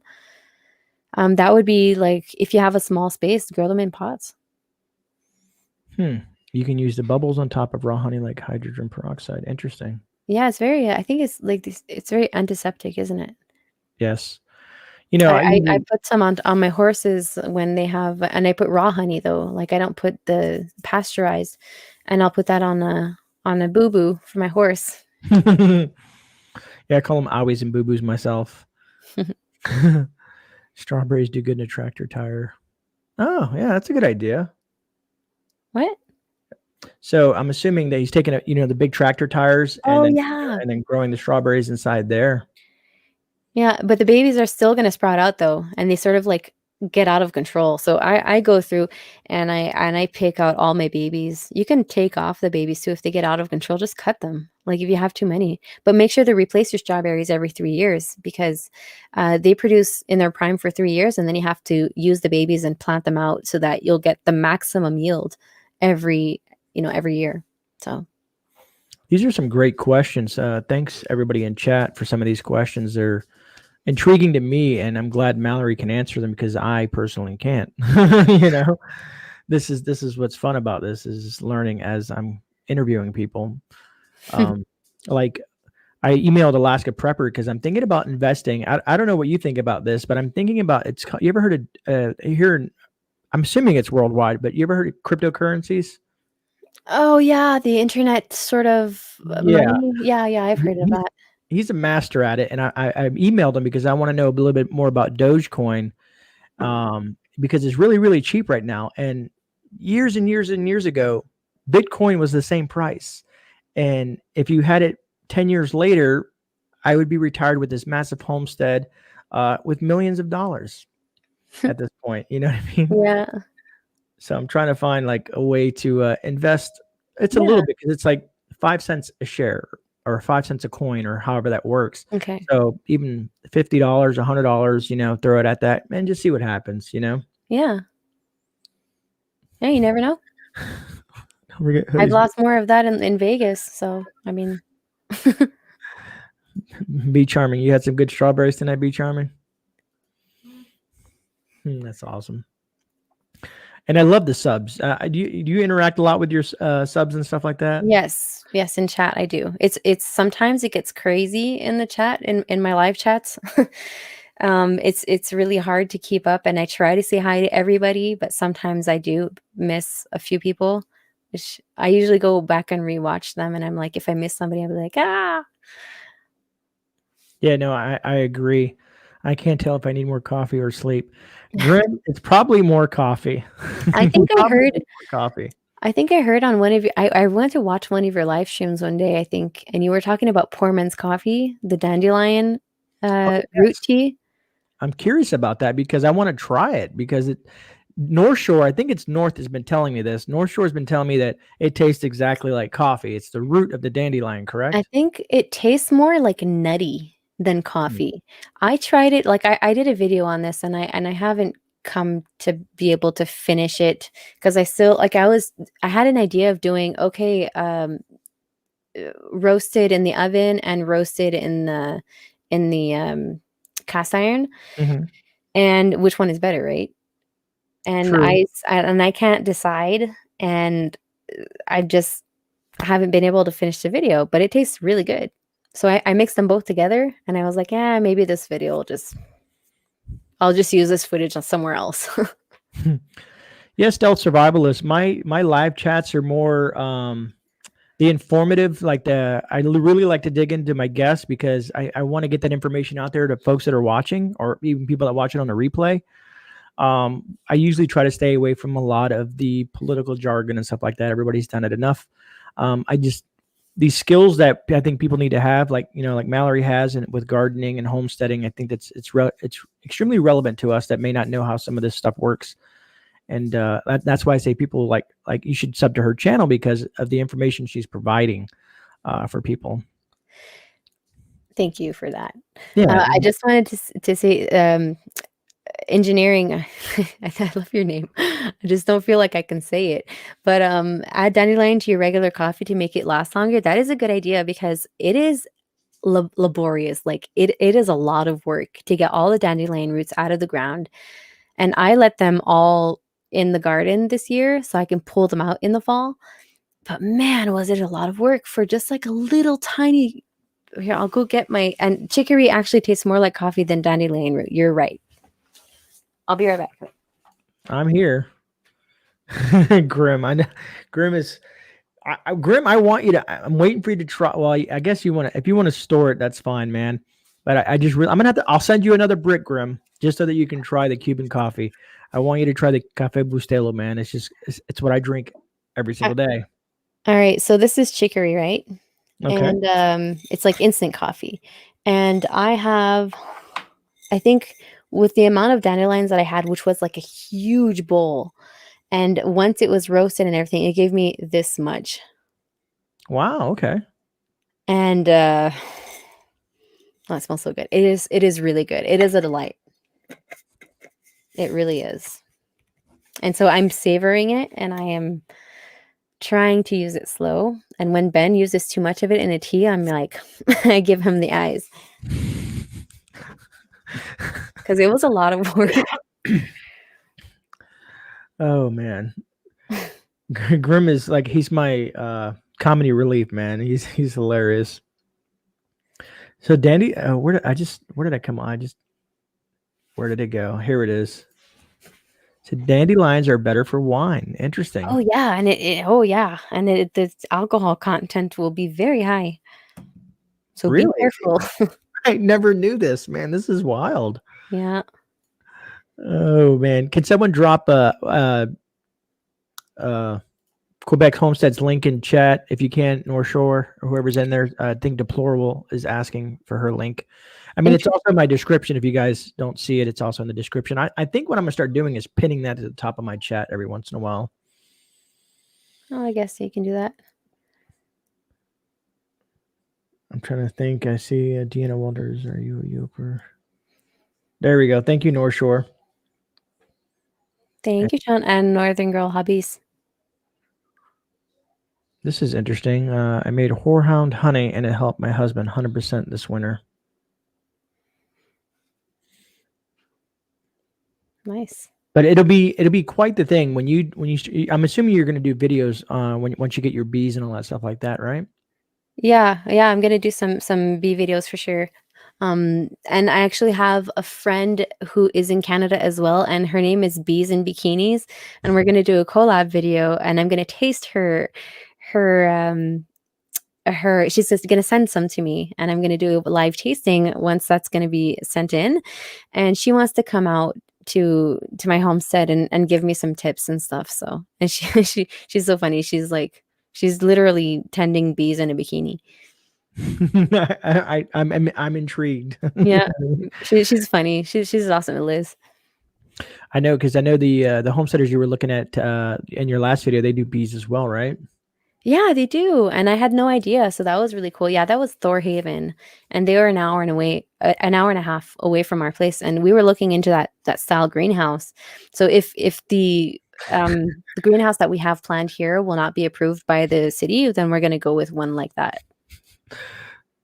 Oh man, to do grocery stores, they need their milk, eggs, bread. Really? Shift Engineering, where are you located at? If you don't have to say specific, but just like the general area. Because I went out shopping today, and down here in Florida, everything was pretty well packed. Usually, I see it bounce. It'll dwindle down, and then it gets back up. Yeah. I saw a question if I'm gonna plan on doing mead. Yes, Ben really wants to do mead. We've got a wild crafting beer and mead book, and that inspired him. We did a few of them last year, and we're testing out a few techniques. We have a lot of maple trees, and we've never heard of anybody fermenting maple sap. So we're like, yeah, let's give it a go, you know. So we tried that with blueberries that we had from the farm that were in the freezer. and it made an excellent, excellent wine. So I think we're gonna go with the maple syrup because we have 1,500 maple trees untapped, and we want to make a maple syrup to be able to sell. That like once we have that, we're gonna sell that on our website if one day when we have a website. Um, but yeah, I wanted to put this up. I didn't get. I'll have to watch Jason's replay of what he said. But if there's something that we're going to do for Texas, please loop me oh in. Someone no, email me and let me know what I can do. You know, I'm all about the community and helping people. is That's that just the because way of I roll. all the cold they got? They're you know Yeah, they were getting stocked up. totally unprepared for that. I Um, know. and that's a lot of people been talking about preparedness, and that's prepping and stuff like that. And there's certain families that were prepared. I saw some clips and on Twitter and whatnot of families that are preppers, and they made it through with no issues instead of standing in lines for hours trying to get food, water, gas, propane, stuff like that. Yeah. And that's why we preach a lot of preparedness to folks. Food donations. Okay, food donations. We could do something like that. I'm trying to think of how I would do that with Texas, or maybe donate to a local food bank down there financially or something. I'll try to figure something out. I love how the United States are united that way. Like I when other provinces here in Canada are having a hard time, not many people will open up their wallets or help, you know. I love Mhm. how the United States are like so helping towards one another. Yeah, it's a lot of people, and we're one of the oddballs. A lot of people, they think America, as the U.S. You know what I mean? But we're a union of states, and each Yeah, state has their own, let's say, governor, legislation, and all that stuff like that. So it's kind of interesting and intriguing how we all work yeah. together. How to help Texas Wednesday or Friday? Well, hopefully not Wednesday, because I have a live feed with Prepper Now tomorrow at 9 p.m. And if you guys don't know who Prepper Now is, I don't know where you guys have been living under. I got you, nose picking. I appreciate that. Yeah, Sean, I know you hold up your brother and your sister and you're Canadian. I know that. I'm American with a Canadian citizenship, fun fact. Really? Yep. But I've noticed in watching some of your videos, uh he no one knows who he is. He has a mask. Oh, grim man, I love you, brother. I've heard you speak a little French. I think it's either to the kids or something. It's like mixed in your videos. I'm like, oh, what was Ah that? oui, je parle très bien français. Parlez-vous français? That's just fun. Extrêmement bien, j'étais au Québec. Now I speak Spanish. I am bilingual as well. I used to understand it when I was a kid because I was born in San Diego, California, believe it or not. Just donate to the food banks here in Texas. Aspirants really need. They just got water running today. Wow, that's crazy.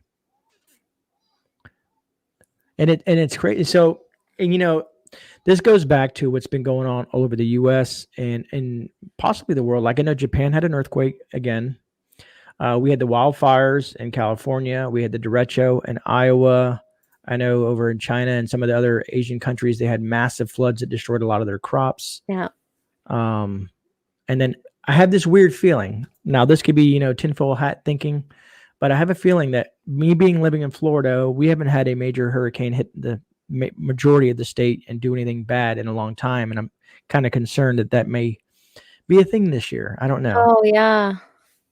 because of the weather patterns and what everybody's been going through as of late. But I I am know. prepared. I hope so. Yeah, that's true because my sister was living in Florida for a little while near oh man, what was that place called where she lived? It was a big city. By the sea, something by the sea in Florida. Oh yes, I know what you're talking about. I know the exact name. Something by the sea where she was living. And yeah, she was always getting hit. And it's like us here in Quebec, we usually get hit with like massive amounts of snow come like January. And we've been having such a beautiful winter. Mild temperatures, almost no snow. It's just been great. And Grim is right. They don't. It's weird that they call it tinfoil hat because now it's aluminum foil, or it's not tinfoil. So I guess we'll be wearing. Everybody did the tinfoil hat challenge. So all Yeah, you guys that I did saw this, you guys were wrong because you guys were wearing aluminum. So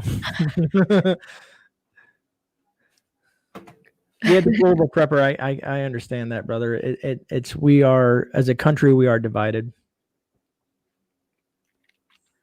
Grim, we have aluminum foil here in Canada. Yeah, aluminum foil. Do you guys have tinfoil up there in Canada at all? It's aluminum foil here too. Dude, shut up. We in Florida don't use the H word. I know, brother. I know, man. I know but I hope not either, man. But just stay prepared. If you're living in Florida, stay prepared.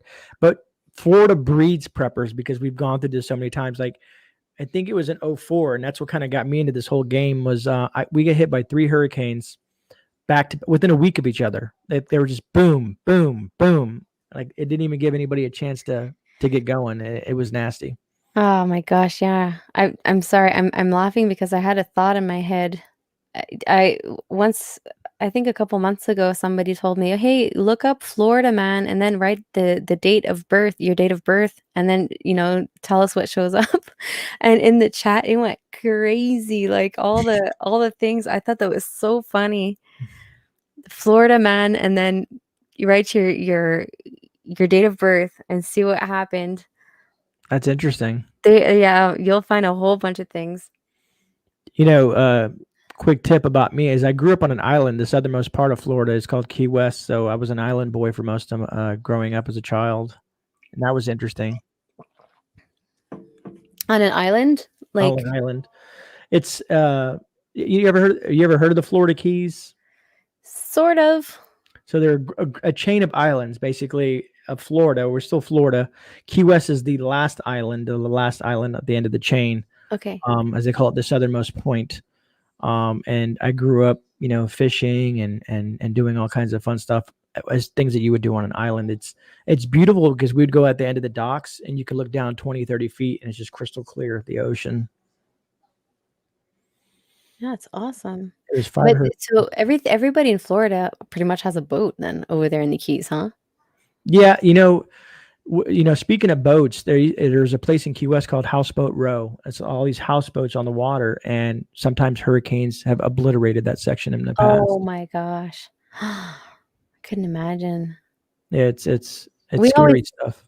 we always get the winds from you guys afterwards. And so it's not as high, but we still get them pretty strong. Oh, here we go. Yeah, that is where the show Flipper was filmed in the Keys. Yeah, it was the Flipper Sea Schools where they did a lot of the filming. As a child, I watched some of that. It was pretty interesting. I don't know if you've ever heard of Nope. Flipper. Oh, It's an older Flipper. show. Yeah, the dolphin. The dolphin Oh Flipper. yeah, of course. Yeah, I grew up with that movie.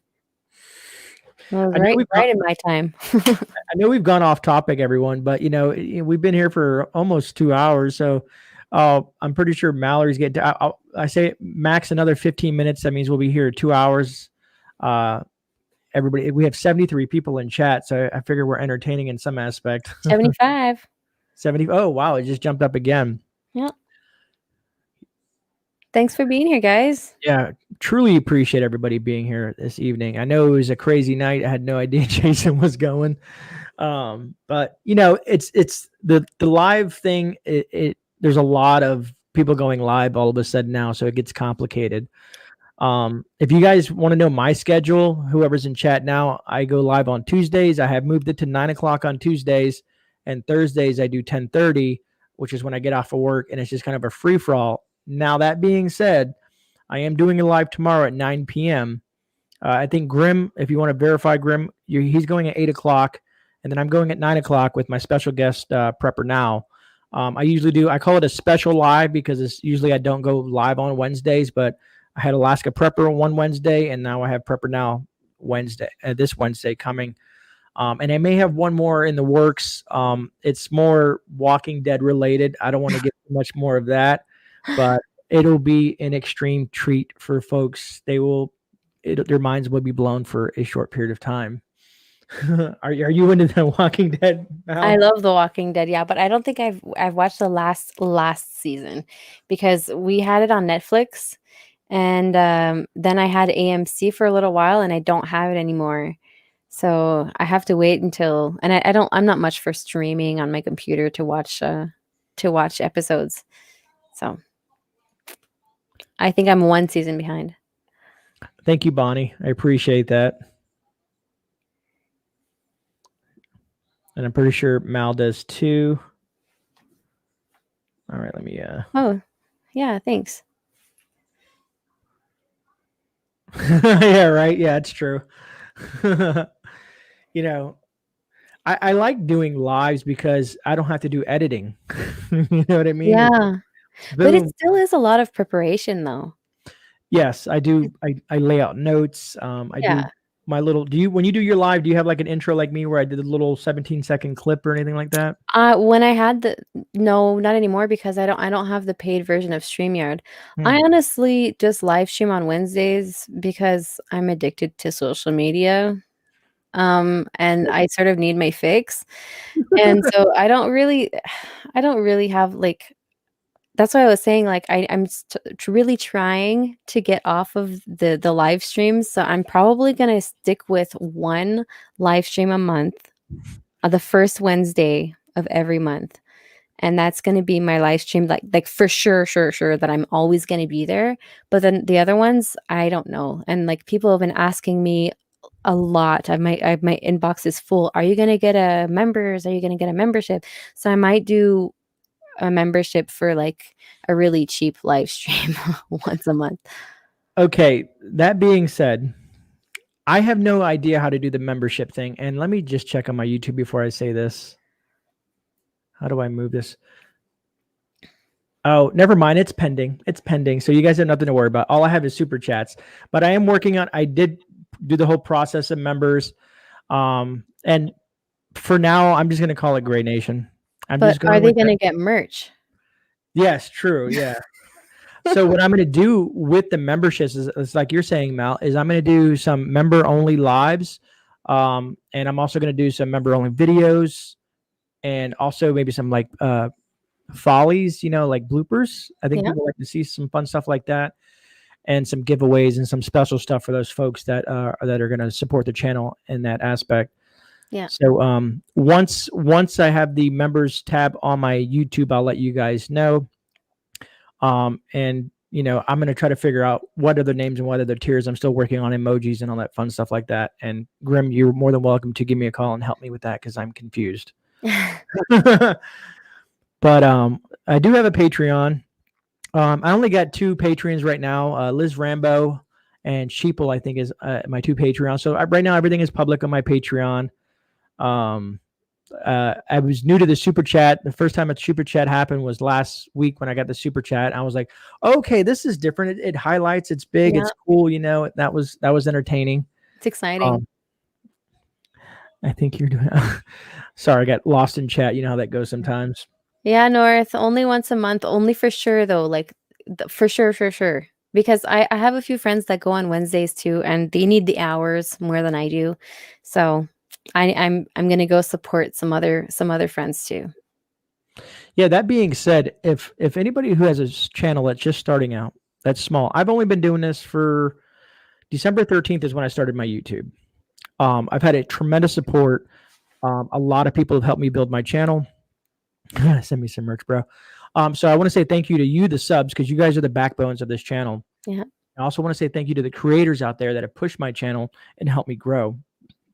So that being said, if you're a smaller channel, you got to, let's say anywhere from 25, 30, whatever subs to whatever, and you guys want to come on the show and we can just do a one-on-one and explore your channel and what you're doing on your channel, reach out to me. Down below, I have my email. I have my P.O Box. I have all my information down below every video in the description. I know some people kind of skip over the description. They just watch the video, but I have a lot of information down in the description for you guys. Yeah. While prepper studying, you got to let me know, man. Email me. I know I'm actually, this is how bad it's starting to get. I think, where is it at? I had to buy one of these. Yeah, North, my friend who goes on Wednesdays too, she's a little earlier than me, but it's Good Time Holler. And she's been doing crazy, like editing all from her phone. I think it's just amazing. But yeah, I had to get a planner so I can pencil people in and know when I'm going live with who, because I never thought it would get to this where people they're hitting me up saying, "Hey, I'd like to do a collab with you," which is very surprising, which is truly honored. I'm honored by when people reach out to me like that. Tell me And about yet, and yes, North Shore, we're going to send all complaints to your email. it. I want to build more if I came on. Yeah, just any of you guys, man. And then I get back to the members thing. I'm going to do something something fun. Like I said, where we'll bring all the subs on and we'll have a conversation, a panel of subs, excluding content creators other than myself, just to kind of give you guys a voice. I think that'll be fun. We should talk more so we can shout them out. Yeah, I'll let you know who it is. It's a Good Time Holler. That's their channel name. And They speaking got of hit with the cold real bad. I met Mal. Well, Mallory didn't know she was subscribed to me. She probably subscribed to me through a North Shore raid or something that happened. But I actually met her over in Kincaid Outdoors. Yeah, on She Colin's goes stream. live Thursdays at 8. 9, I think. So if you guys don't know who North Shore, if you know Kincaid's link, drop Kincaid in there. He's great about archery. He's a great guy. Good channel. You guys should check out Kincaid. I'm gonna have to bring him on the channel here one of these days as well. Oh, sure, North Shore. Mal has your phone number, but I don't. We've discussed this, North, before. Oh yeah, I'm linked with Sean. I've known him for a while. I think in most of my creator emails, I send my Google number to most folks. And I found out calling Canada or texting Canada doesn't cost me a thing, so I think that's awesome. Oh, that's cool. Because I talked to Northern Girl. We text or talk. It's to do some collabs or just discuss stuff in general. Yeah, I talked with Mark from Rolling Homestead too. I used to talk a little bit more with him, but now like he's back into work, and so yeah, it's awesome the friendships that we build here. Agreed. What's up, Rip? Haven't seen you. I just saw you in chat there, brother. Thanks, Nose Picking. I appreciate that. I love the name Nose Picking. It's just I know. First time I saw him, I was like, "Is that a troll?" I'm assuming people get that just a bit. Yeah. Oh man. Or the Pervy Prepper too. I think that's another name that's like, oh, it just grabs your attention. Seem like, is that a troll? When you do these live streams, you sort of see a whole bunch of them. I had a trash bag lover. What's up, Sean? Mal, I don't know if you've heard of Green Thumb Prepper. He just started his channel, but Sean is a very, very versed on gardening as well. Very interesting. We kind of pushed him into creating a channel because of his knowledge. Yeah. I love that. It's like Johnny Harper for us. We pushed him in. Johnny, where is Johnny? I told him that we were going live too, and I said I have Mal, and he was like, "Oh, that's going to be awesome." He's working, I think. But yeah, Johnny, like he appeared on my channel for the first time because I was like, "Johnny, we got to get you up here. Like I cannot like continue this and not see your face." And so he hopped up live, and he's been going live ever since. And we're like, "Okay, start a channel now." And he did. What's up, Airborne Prepper? My guest tonight, Airborne, is Mallory from Quebec Homestead. Great channel. You should check her out.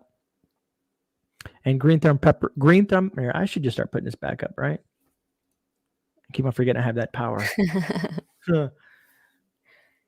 Nice to meet you, Green Thumb Prepper. Somebody needs to start Troll Nation. Johnny's mushroom video was awesome. Klingon Princess.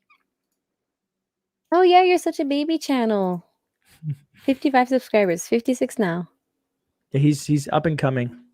Cool. Well, I got you. And thanks, North, for dropping Kincaid's link in there as well as Nose Picking. And I'm gonna continue to say Nose Picking just because it's funny. Just don't do it when you're live. Yeah. Oh my God, I can imagine that. I mean, I'll leave that to Grim. Grim will probably do that on live on camera. You never know what Grim's gonna do on his channel.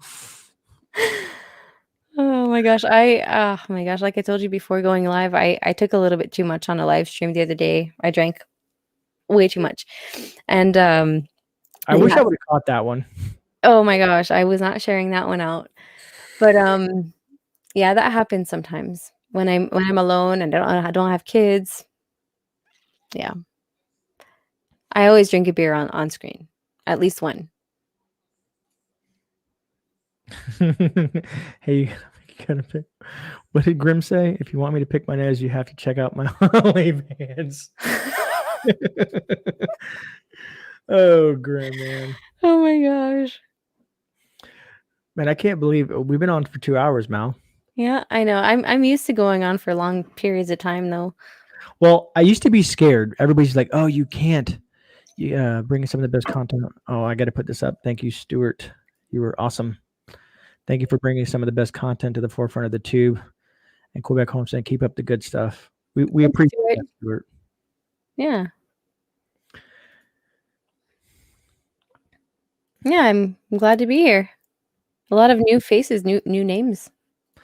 Yeah, and that's why I told you I've been wanting to bring you on, and just like Mark, because some people don't know you guys, that you guys exist and you guys have great channels and great content.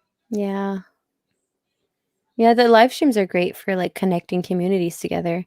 Like when I started, I had like a little tiny community, the little Wood Squad community that bumped me into the live streaming, and then I met the prepper community, the bushcraft community, the van life community, and they just like it's crazy. It's amazing like how many people are out there, quality people. Yeah, Gina, I met Gina through Be Ready Today. Yeah. He actually wrote me today just to know if I wanted to be on his channel, on his live stream. You ready? Yeah. I got you first. Yeah, and I've known Be Ready. He was part of the little Wood Squad community, my first community. Yes. I think was it B? I forgot. No, it was Dusty Data was my first super chat. I told Dusty, I said, you're my first person. You popped the cherry per se. You know what I mean? Yeah. And then it kind of flowed for a while. It was cool to see some of the people that were supporting the channel. Yeah. I have yet to figure out how all the monetization stuff works yet. And I figure eventually it'll make sense. Yeah, it will. It will. It'll make sense after a while. And like the super chats are transactions and then the AdSense revenue, and you'll figure it out soon enough. I mentioned with what I was going to do with the super chats as they build up and stuff like that. I was like, yeah, I was going to send my maybe I'll use that for my daughter, and help her with college and stuff like that. And everybody's like, no, you don't want to send her to college. College is bad because of the school system and what's going on. So I was like, okay, well, I'll find something to do. I know things to help operating costs, but also I want to do something to give back to the community, and I'm going to find something like Rudy does at Alaska Prepper, where he does these food runs and stuff like that. Yeah. So I think that'd be definitely fun to do. Like I mentioned here, I am trying to get to be able to pay and provide for a family other than mine, so that I can have somebody hired here. Yeah, that would definitely probably be extremely helpful with kids and stuff like that. Yeah. And the amount of work you do on the homestead. Yeah, that's what I'm aiming for, is not even to provide for myself. I mean, of course I want to, make sure that my equipment's up to date and everything. Like now my last video that like he was sharing out that got over 260,000 views last month just is Wow. It's just the one that's going to be able to pay for my new computer that I need, and now I got that mic. So, so I'm going to be rolling pretty soon.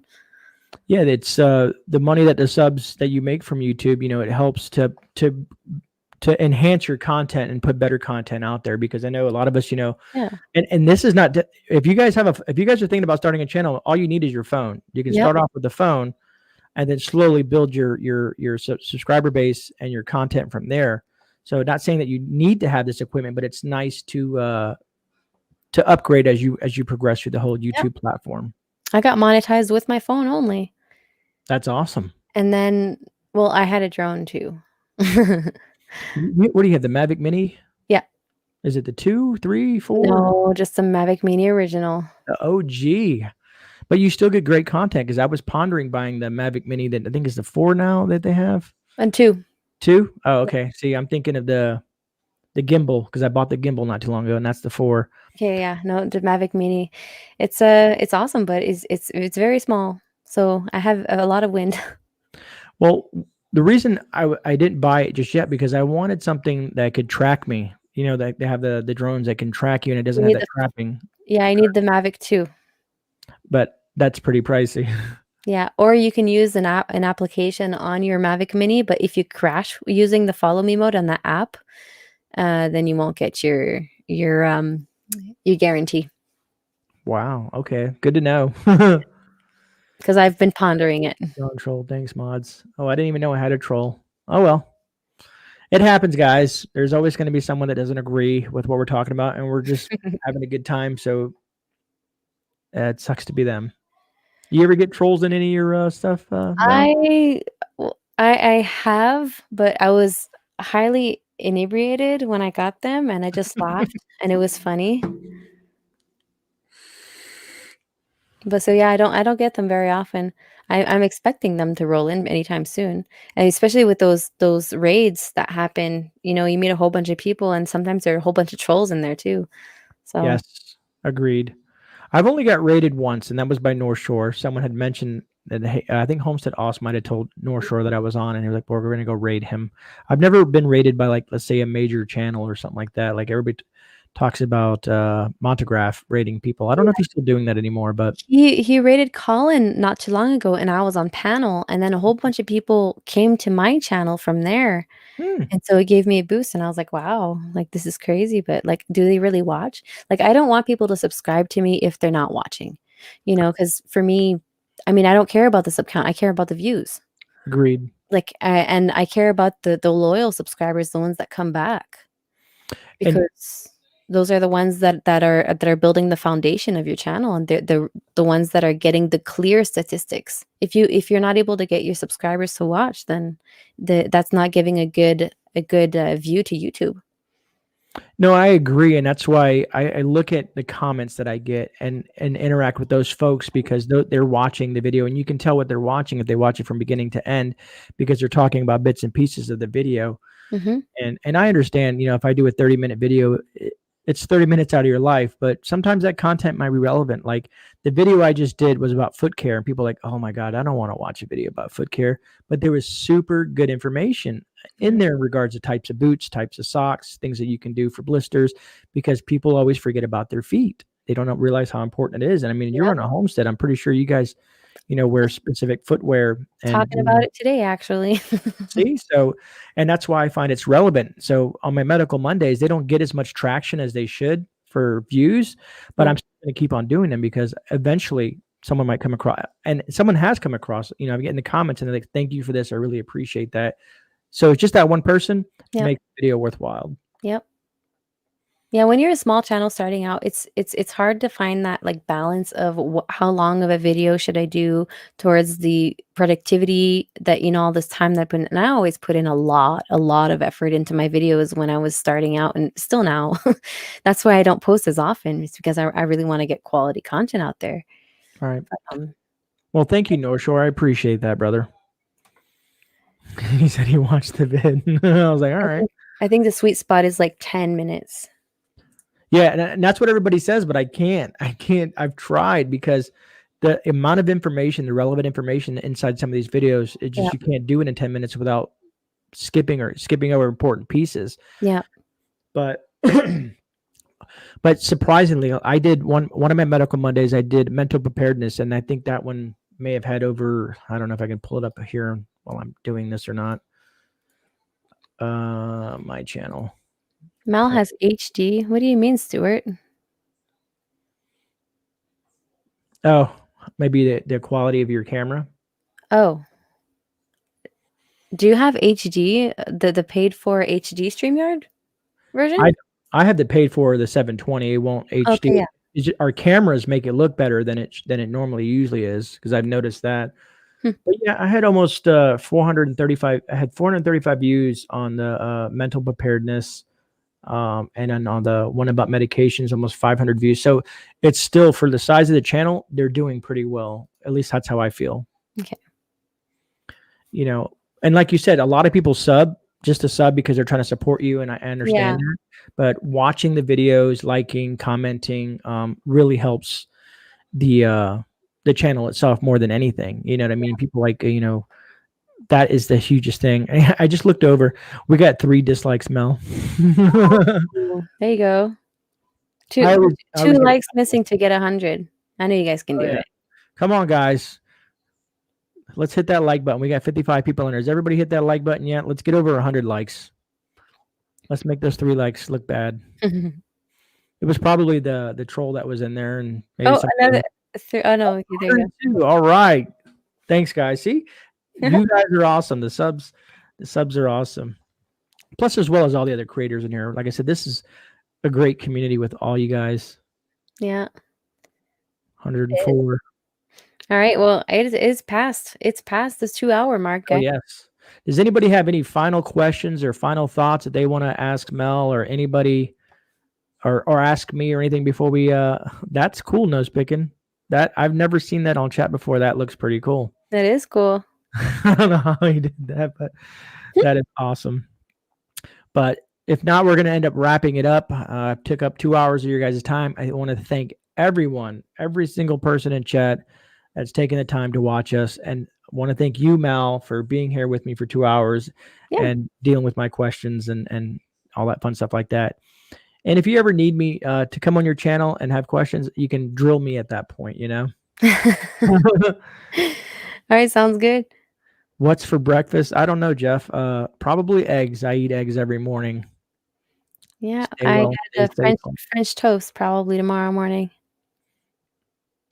Eggs and French toast does sound good. You know, just real quick, I had raisin. My wife cooked cinnamon raisin bread French toast, and it was really, really, really good.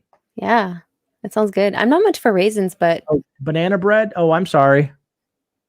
I'm not one for raisins, but sometimes once in a while, like in a bagel or something, I'll have like a raisin bagel. Thanks, Green Thumb. Thanks, North Shore. Graham, appreciate you being in here, brother. I know you had a long day. Rip. Everybody, thank you, everyone.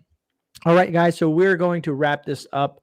I appreciate, again, everybody being here. Thank you, Mal. Want to say bye to everybody and enjoy the rest of your evening, and God bless. Bye, guys.